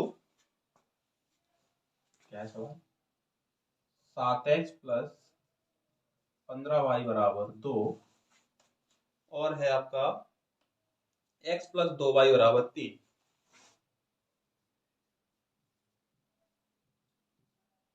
ये इक्वेशन फर्स्ट, ये इक्वेशन आपकी सेकेंड। ठीक है, तो क्या करेंगे, समीकरण 2 से x का वैल्यू निकाल लो, समीकरण 1 में रख दो। ठीक है, समीकरण 2 से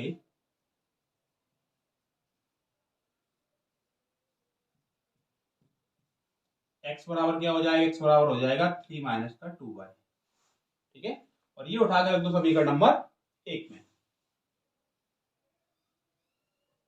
x का मान समीकरण 1 में रखने पर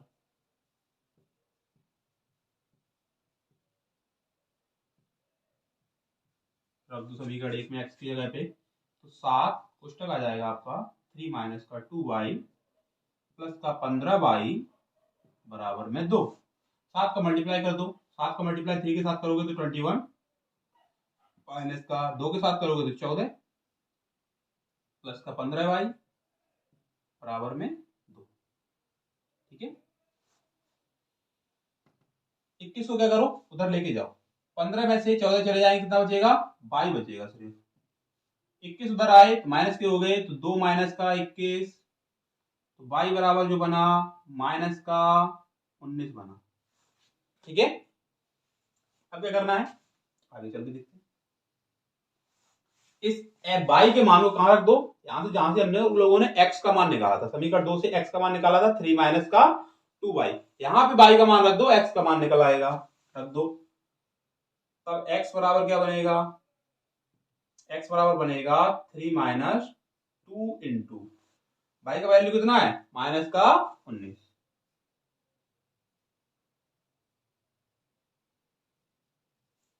माइनस और माइनस का गुणा करोगे तो प्लस हो जाएगा, x बराबर हो जाएगा 3 प्लस 19 दूनी 38, यानी x बराबर आपका आ गया 41।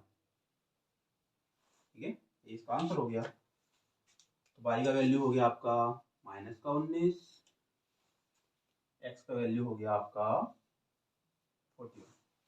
ठीक है, नोट कर लो, फिर हम लोग अगले सवाल की ओर बढ़ते हैं, अगले टाइप, अगली विधि की ओर।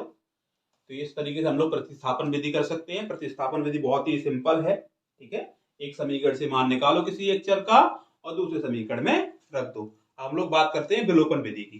विलोपन विधि का मतलब होता है किसी एक पद को गायब कर देना, चाहे कोई सा भी पद, चाहे तो x वाला पद चाहे y वाला पद। ठीक है, तो हम लोगों को क्या करना है, एक पद को गायब कर देना है। अगली विधि है आपकी विलोपन विधि।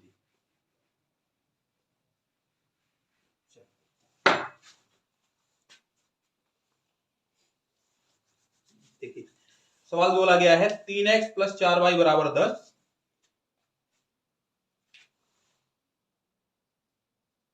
3x + 4y = 10 और दूसरा समीकरण बोला गया है इसमें 2x - 2y = 2। 2x - 2y = 2। Equation first, equation second. ठीक है ना। तो देखो यहां से क्या करना है, विलोपन का मतलब हो गया किसी एक पद को गायब करना। अब पद को तो गायब करना है, लेकिन सबसे पहले उसका क्या करना है, गुणांक समान करना है। तो गुणांक समान करने के लिए क्या करोगे, यहां पे देखो, यहां पे अगर हम बाई वाले पद को देखें तो एक जगह प्लस है, दूसरी जगह माइनस है। ठीक है, अगर समान गुणांक हो, समान गुणांक में अगर चिन्ह समान आ रहा है तो हमेशा घटाने पर, और अगर चिन्ह असमान आ रहा है तो जोड़ने पर। समान का मतलब हो गया तो प्लस ही प्लस हो दोनों जगह, या माइनस ही माइनस हो। असमान का मतलब हो गया एक जगह प्लस हो दूसरी जगह माइनस हो। ठीक है ना। तो हम लोग क्या करते हैं, समीकरण 2 में 2 का गुणा कर लेते हैं। तो हमारा जो बाई वाला पद है वो समान हो जाएगा।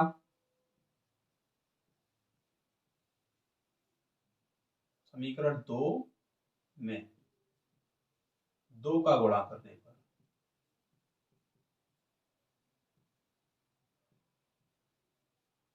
कर दीजिए 2 का गुणा, क्या हो जाएगा, 4x - 4y बराबर हो गया 4।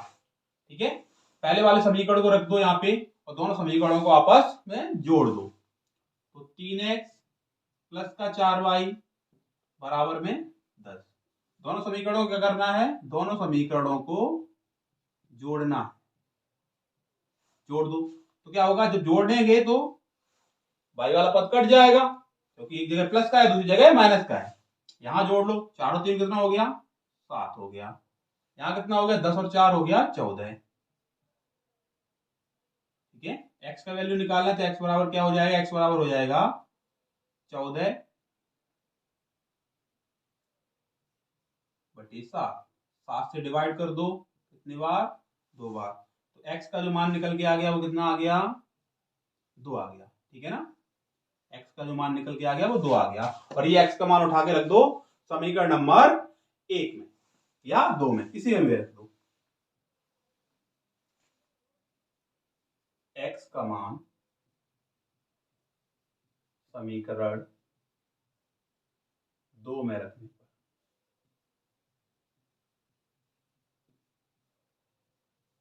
समीकरण 2 में रखेंगे तो क्या बनेगा, 2 × 2 - 2y = 2। कितना हो गया, 4 हो गया। 4 - 2y = 2।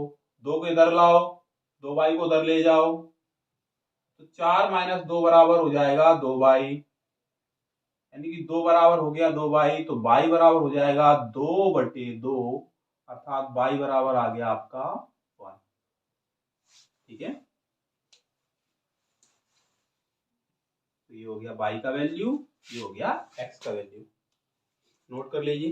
फिर हम लोग अगले सवाल की ओर बढ़ते हैं। इसी तरीके के आपको सवाल करने हैं, इसी तरीके से करने हैं आपको सवाल, सारे एग्जाम में भी बिल्कुल ऐसे ही करके आने हैं। ठीक है, अगर आपको वीडियो अच्छी लगी है तो वीडियो को लाइक कर दीजिए, चैनल को सब्सक्राइब कर लीजिए अगर आप चैनल पर नए हैं तो। इसी तरीके से मैं आपके लिए बहुत ही इंटरेस्टिंग, बहुत ही यूजफुल वीडियो लेके आता रहता हूँ। ठीक है, जो आपकी परीक्षा की दृष्टि से बहुत ही महत्वपूर्ण क्वेश्चन होते हैं, उन सारे सिलेक्टेड क्वेश्चनों को मैं लेके आता हूँ इस तरीके से। ठीक है, तो आपके लिए कंटेंट बनाना भी, कंटेंट छांटना पड़ता है बुक में से, पूरे चैप्टर से कंटेंट लेना पड़ता है। ठीक है, तो आप लोग सपोर्ट करिएगा, अपने दोस्तों के साथ शेयर करिएगा इस वीडियो को। ठीक है, चलिए अगले सवाल की ओर बढ़ते हैं। अगला सवाल क्या कह रहा है देखते हैं।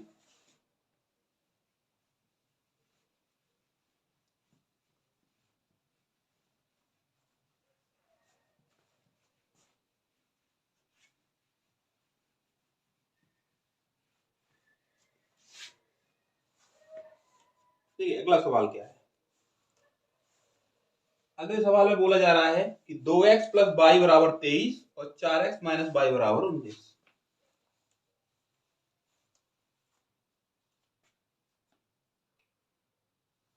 सवाल है कुछ इस प्रकार से, 2x प्लस वाई बराबर 23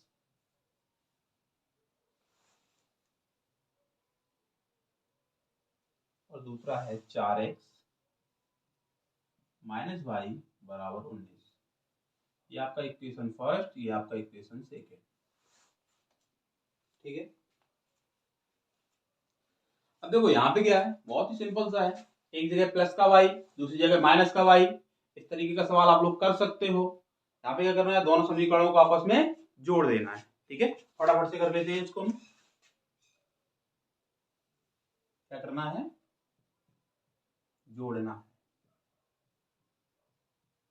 तो जोड़ देंगे तो क्या होगा, वाई से वाई कट जाएगा, 4 2 कितना हो गया, 6 हो गया। 6x बराबर, इन दोनों को आपस में जोड़ लो, कितना हो जाएगा, 42 हो जाएगा।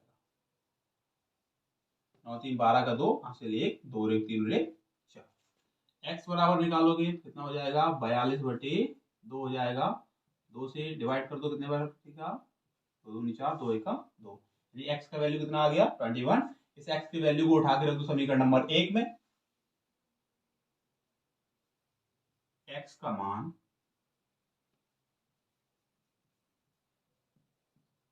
समीकरण 1 में रखने पर, तो समीकरण 1 में x के स्थान पर 21 को रखोगे तो क्या बनेगा, 2 गुणा 21 प्लस वाई बराबर 23। इनका मल्टीप्लाई कर लो आपस में, कितना हो जाएगा, 21 दूनी 42 हो गया, 42 प्लस का वाई बराबर 23। तो वाई बराबर क्या हो जाएगा, 23 माइनस 42। घटाने पर कितना आएगा, 23 में से 42 घटाओ कितना बचेगा, 19 बचेगा, वो भी किसका, माइनस का। ठीक है ना, तो y का वैल्यू हो गया 19 माइनस का, और x का वैल्यू हो गया 21। ठीक है ना, तो ये हो गया सवाल का आंसर, नोट कर लीजिए।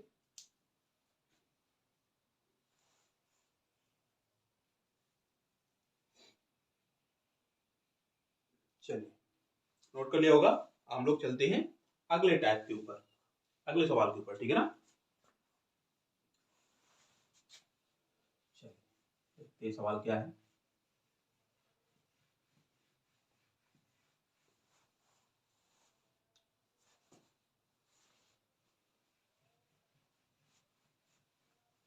देखिए सवाल है, सवाल में बोला जा रहा है किसी भिन्न के अंश तथा हर में, आपके भिन्न वाले सवाल आ गए। ठीक है ना, तो भिन्न क्या होती है, सबसे पहले ये समझ, भिन्न क्या होती है। भिन्न में, भिन्न आपका जैसे कि मान लो 2/3,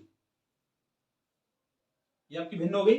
भिन्न में क्या होता है, ऊपर वाला जो पार्ट होता है उसको हम लोग बोलते हैं अंश, और नीचे वाला जो पार्ट होता है उसको बोलते हैं हम लोग हर। ठीक है, इस तरीके के सवाल होंगे। तो अब बोला जा रहा है कि भिन्न के अंश में, अंश तथा हर में एक जोड़ दिया जाए तो भिन्न 5/6 हो जाती है, परंतु यदि अंश और हर प्रत्येक में एक घटा दिया जाए तो भिन्न जो है वो 4/5 हो जाती है। भिन्न ज्ञात कीजिए। ठीक है, चलिए देखते हैं।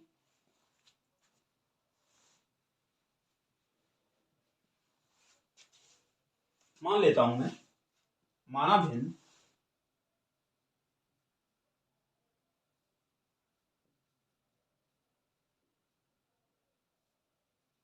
x/y है।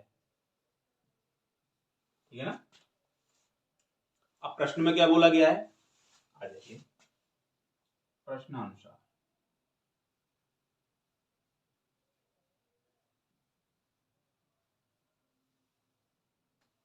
प्रश्नानुसार प्रथम शर्त क्या है उसकी?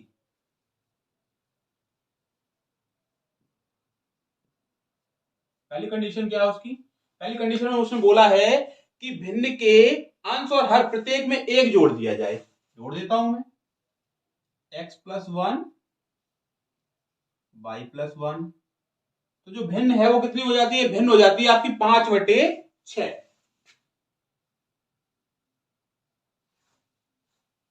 क्या करना है? कैच गुणा कर देना है, इसका इधर कर दो, इसका इधर कर दो। तो 6 का जब मल्टीप्लाई करोगे तो कितना हो जाएगा? 6x प्लस वन बराबर 5y प्लस वन। ठीक है, 6x प्लस 6 बराबर 5y प्लस 5। ठीक है, 6 को उधर ले जाओ, 5y को उधर लेके आ जाओ। 6x माइनस का 5y बराबर 5 माइनस 6, यानी कि हो जाएगा 6x माइनस का 5y बराबर माइनस का 1। ठीक है, ये आ गया समीकरण नंबर। दूसरी शर्त क्या है उसकी? दूसरी शर्त भी सुन लेते हैं।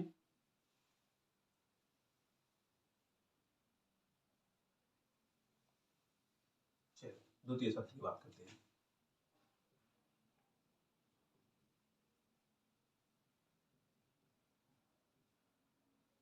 दूसरी शर्त में बोला गया है कि भिन्न के अंश और हर प्रत्येक में एक घटा दिया जाए। तो भिन्न जो है वो 4/5 हो जाती है। घटा दीजिए, x minus one y minus one. तो भिन्न जो है वो 4/5 हो गई। फिर से गुणा कर दीजिए, इसका गुणा इधर, इसका गुणा इधर। 5 x माइनस वन बराबर 4 वाई माइनस वन। गुणा कर लीजिए, 5x माइनस 5 बराबर हो जाएगा 4y माइनस 4। ठीक है, क्या बना? 5x इधर इसको लेके आ जाओ, माइनस का 4y बराबर हो गया माइनस का 4 प्लस का 5, यानी कि 5x माइनस का 4y बराबर आ गया आपका 1। ठीक है, ये होगी क्वेश्चन नंबर 2। अब गौर से देखो, यहाँ पे 6x प्लस 5y है, यहाँ पे 5x प्लस 4y है। दोनों जगह क्या है? कुछ भी नहीं है। एक भी गुणांक समान नहीं है। तो हमें क्या करना है? सबसे पहला काम करना है, गुणांकों को समान करना है। तो गुणांकों को समान कैसे करेंगे? हम देखते, मान लेते हैं बाई वाले गुणांक को समान कर रहे हैं। तो यहाँ 5 है और यहाँ 4 है। तो क्या करना है? इस गुणांक का इस वाले समीकरण यानी समीकरण 2 में गुणा कर दो। समीकरण 2 में जो बाई का गुणांक दिया गया उसका समीकरण 1 में गुणा कर दो। गुणांक समान हो जाएंगे। सबसे पहले हम लोग क्या करते हैं? यहाँ लिखते हैं समीकरण 1। समीकरण 1 में क्या कर रहे हैं? समीकरण 1 में 4 का गुणा कर रहे हैं और समीकरण 2 में क्या कर रहे हैं? समीकरण 2 में कर दे रहे हैं हम लोग 5 का गुणा। और दोनों जगह देखो, यहाँ भी माइनस है और यहाँ भी माइनस है। दोनों समीकरणों को जब आपस में गुणा करने के बाद, समीकरण 1 में 4 का, समीकरण 2 में 5 का गुणा करने के बाद इन दोनों को क्या कर दो? माइनस कर दो, आपस में घटा दो। चलिए लिख देते हैं, हम लोग गुणा कर दे 4 का, तो हो जाएगा 24x माइनस का 20y बराबर है माइनस का 4। 5 का मल्टीप्लाई 2 के साथ कर दो, समीकरण 2 के साथ, तो हो जाएगा आपका 25x माइनस का 20y बराबर में कितना हो जाएगा? बराबर में हो जाएगा आपका 5। दोनों समीकरणों को क्या कर रहे हैं? आपस में माइनस कर दे रहे हैं। तो चिन्ह क्या हो जाएंगे? परिवर्तित हो जाएंगे। चिन्ह परिवर्तित हो जाएंगे, बाई वाला पद कट जाएगा। ये दोनों देखो, ये 25 माइनस का प्लस का 24 कितना हो गया? माइनस का बचा x। इधर देखो दोनों नेगेटिव है, माइनस का 4 माइनस का 5 तो हो गया माइनस का 9। दोनों तरफ नेगेटिव साइन आया है तो माइनस से माइनस खत्म हो जाएगा। x बराबर जो निकल के आ गया वो आपका 9 निकल के आ गया। ठीक है ना, x बराबर क्या निकल आया? x बराबर निकल के आ गया 9। ये जो x का वैल्यू आया है, इसको x के वैल्यू को उठा के रख दो समीकरण नंबर 1 में।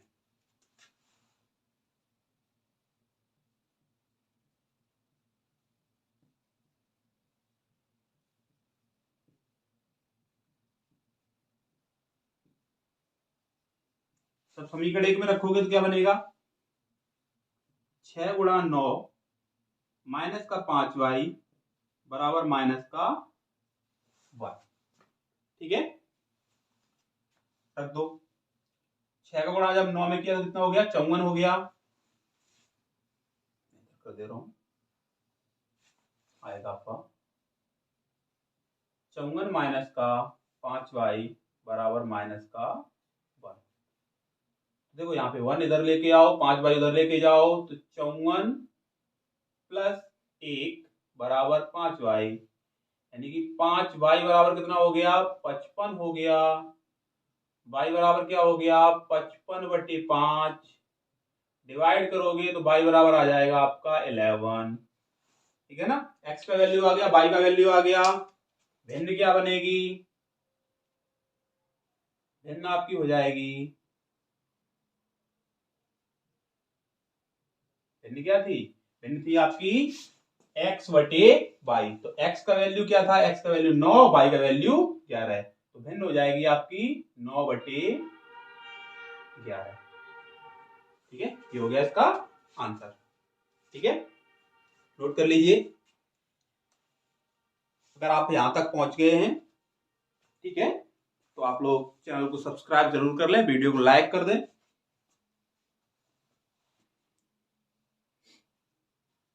बहुत ही मेहनत से कंटेंट ढूंढना पड़ता है। ठीक है, आप लोग सपोर्ट जरूर करें, अपने दोस्तों के साथ शेयर करें वीडियो को। चलिए हम लोग अगले सवाल की ओर बढ़ते हैं। अगला सवाल देखिए क्या बोला जा रहा है। चलिए अगले सवाल।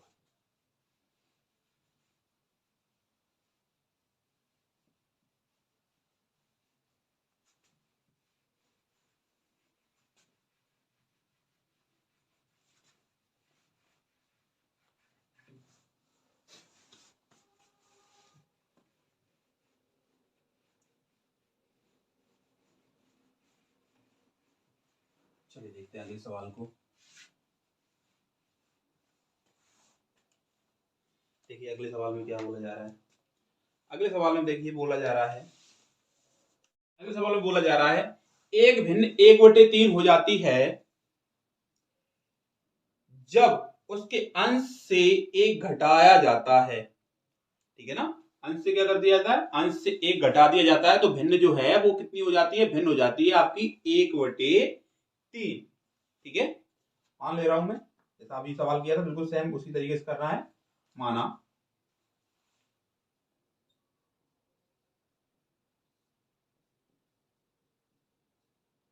भिन्न x/y है। ठीक है ना, प्रथम शर्त में क्या बोला जा रहा है,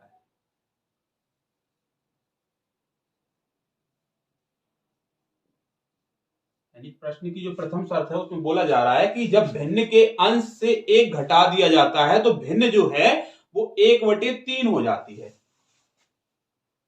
चलिए, भिन्न के अंश से मैंने क्या कर दिया, 1 माइनस कर दिया, तो भिन्न जो है वो 1/3 हो गई।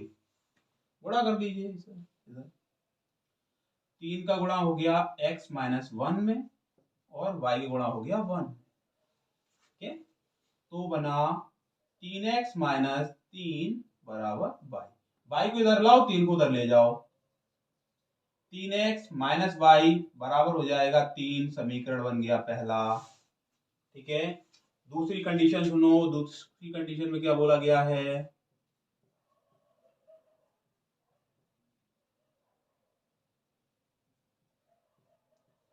दूसरी कंडीशन में क्या है, दूसरी कंडीशन में बोल रहा है कि वह 1/4 हो जाती है जब हर में 8 जोड़ दिया जाता है। ठीक है, मैं हर में 8 जोड़ देता हूं, x/y + 8, यानी कि हर में 8 जोड़ने पर जो भिन्न है वो हो जाती है 1/4। फिर से कर लीजिए, इसका इधर कर दो, इसका इधर, तो 4x बराबर हो जाएगा y + 8। y इधर लेके आओ, 4x - y बराबर हो गया 8। ये समीकरण नंबर हो गया 2। ठीक है, ये आपका समीकरण नंबर 1, ये समीकरण नंबर 2। दोनों समीकरणों को क्या करना है, हल कर देना है। देखो गौर से समीकरण 1 में भी माइनस का बाई, समीकरण 2 में भी माइनस का बाई, दोनों जगह चिन्ह जो है वो समान है, तो दोनों समीकरणों को आपस में क्या कर दो, माइनस कर दो और आंसर मिल जाएगा। यहां से हम लोग करते हैं समीकरण 1 माइनस समीकरण 2, ठीक है, तो हो जाएगा 3x माइनस का y बराबर 3, क्या हो जाएगा 4x माइनस का y बराबर 8। दोनों समीकरण माइनस करोगे चिन्ह परिवर्तित हो जाएंगे, माइनस प्लस माइनस, बाई से बाई कैंसिल हो जाएगा, -4 में +3 करोगे माइनस का x बचेगा, यहां से -8 में +3 करोगे माइनस का 5 बचेगा, माइनस से माइनस कैंसिल हो जाएगा, x बराबर जो निकल के आ जाएगा वो कितना आ जाएगा, x बराबर निकल के आ जाएगा आपका 5, ठीक है। और ये x बराबर 5 निकल के आया है, उसको समीकरण नंबर 1 में चाहे समीकरण नंबर 2 में रख दो, किसी भी समीकरण में रख दो, y का वैल्यू प्राप्त कर लो। मैं क्या कर रहा हूं, समीकरण 1 में रख देता हूं,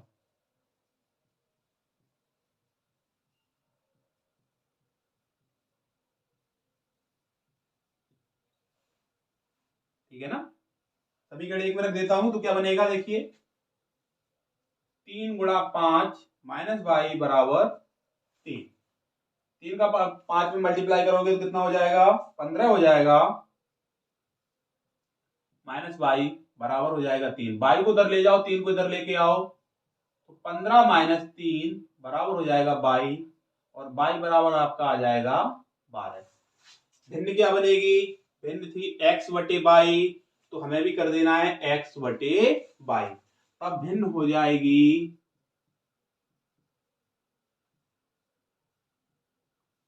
तब भिन्न जो हो जाएगी x बटे बाई, यानी कि 5 बटे 12, ठीक है, ये भिन्न हो गई। नोट कर लीजिए। अगर आपको वीडियो अच्छी लग रही है तो वीडियो को लाइक कर दे, चैनल को सब्सक्राइब जरूर कर लें, जिससे कि आपको अगली क्लास की नोटिफिकेशन आपके पास पहुंच सके, ठीक है। चलिए, नोट कर लिया होगा। अगले सवाल की ओर बढ़ते हैं हम लोग। देखिए अगला सवाल क्या कह रहा है,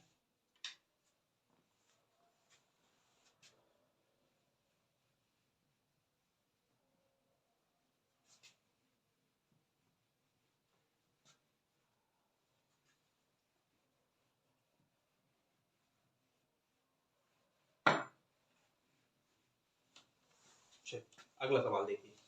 अगले सवाल में बोला जा रहा है, दो संख्याओं का अंतर 26 है, दो संख्याओं का अंतर 26 है और एक संख्या दूसरी संख्या की 3 गुनी है, संख्या ज्ञात कीजिए, ठीक है। दो संख्याओं का अंतर 26 है। अब देखो दो संख्याएं हैं, अब मुझे पता तो है नहीं कौन सी संख्या है, तो मैं मान लेता हूं कि पहली संख्या x दूसरी संख्या y है, मान ले रहा हूं मैं, माना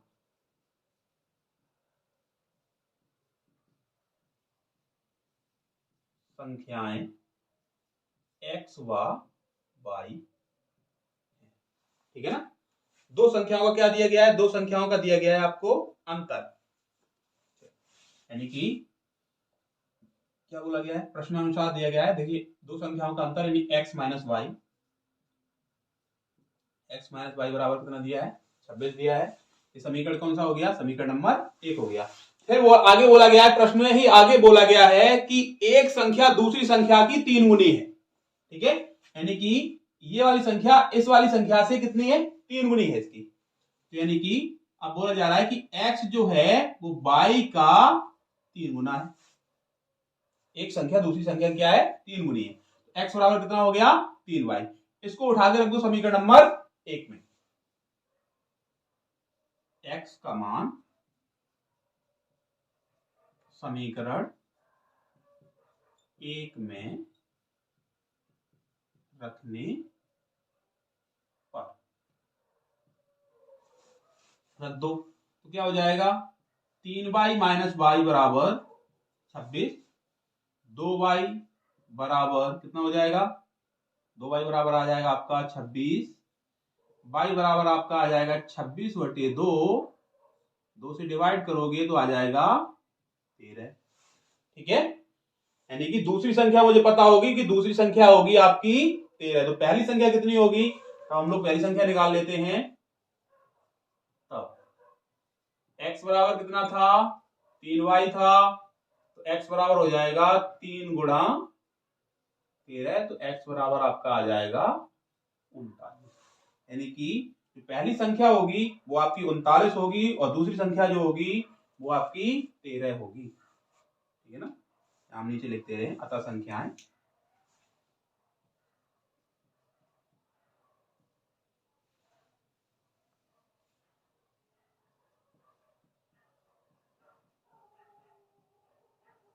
बराबर 39,13, ये हो गया इसका आंसर। नोट कर लीजिए। फिर हम लोग अगले सवाल की ओर बढ़ते हैं। इसी तरीके से आप लोग बैठे रहिए। अगर आप लोग यहां तक पहुंचे हैं तो आप लोग अपनी परीक्षा को लेके बहुत ही सीरियस हैं।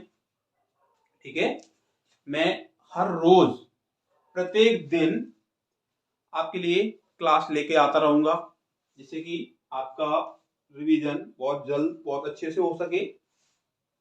और अगला चैप्टर जो आपका है वो है आपका द्विघात समीकरण, जिसको हम लोग अगली क्लास में कवर करने वाले हैं। ठीक है, तो उसके लिए आप लोग बने रहिए, चैनल को सब्सक्राइब जरूर कर लेना, जिससे कि आपको अगले क्लास की नोटिफिकेशन मिल जाए। ठीक है, चलिए तो हम लोग चलते हैं अगले सवाल की ओर। अगले सवाल में देखिए क्या बोला जा रहा है।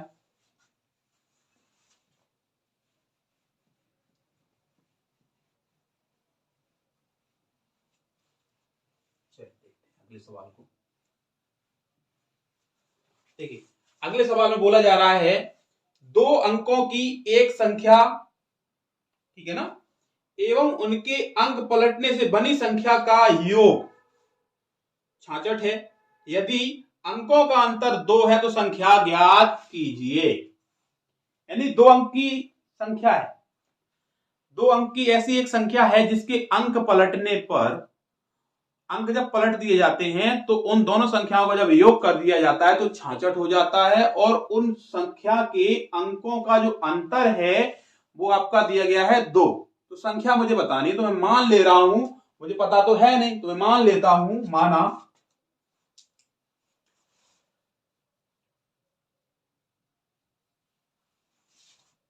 दहाई का अंक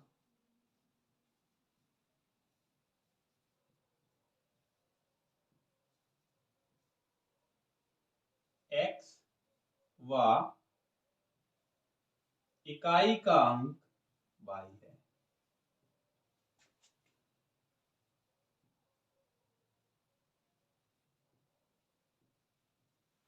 ठीक है, अब संख्या क्या बनी जाएगी, तो फिर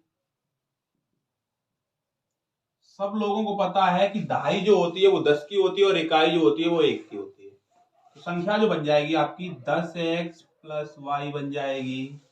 ठीक है, अब क्या बोला जा रहा है, आगे बोला जा रहा है कि इस संख्या के अंक पलट दिए जाएं, यानी कि x के स्थान पर y को कर दिया, y के स्थान पर x को कर दिया जाए। तो हम आगे लिखते हैं अंक पलटने से बनी संख्या।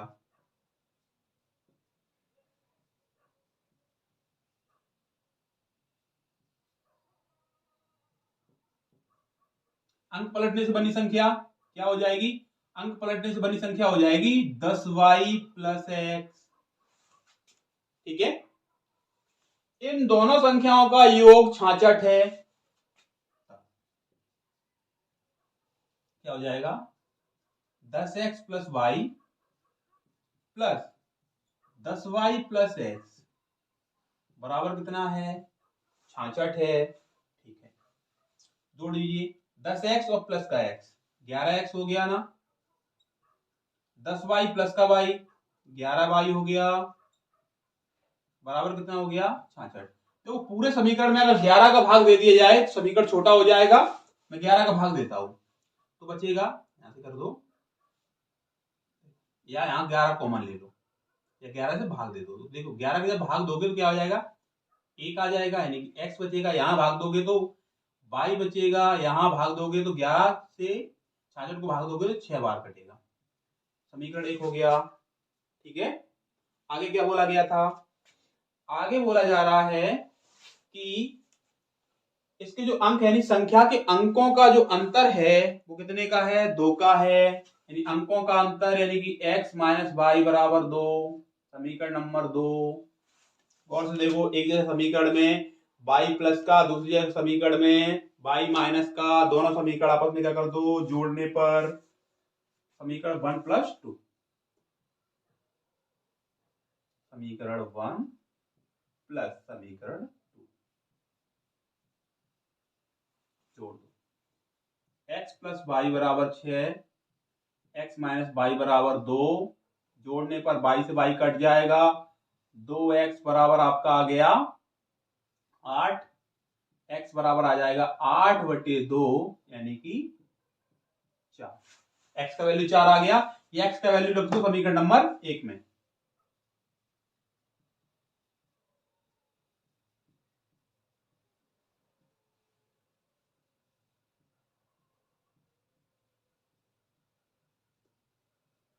तो समीकरण 1 में रखोगे तो क्या बनेगा, देखिए 4 प्लस वाई बराबर 6, वाई बराबर हो जाएगा 6 माइनस 4 अर्थात 2।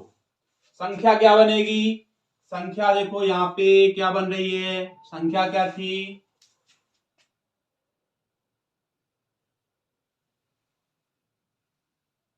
मैं यहां लिख दे रहा हूं, संख्या क्या थी, संख्या मेरे पास थी 10x प्लस वाई, मान रख दो 10 गुणा 4 प्लस 2, 40 2 42। संख्या जो हो जाएगी वो कितनी हो जाएगी, 42 हो जाएगी। ठीक है, नोट कर लो।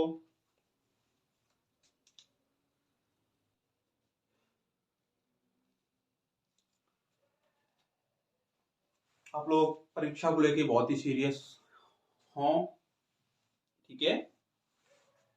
इसी तरीके से मैं और भी वीडियो लेके आता रहूंगा। अगर आपको वीडियो अच्छी लगी है तो वीडियो को लाइक करें, चैनल को सब्सक्राइब करें और अपने दोस्तों के साथ शेयर करें।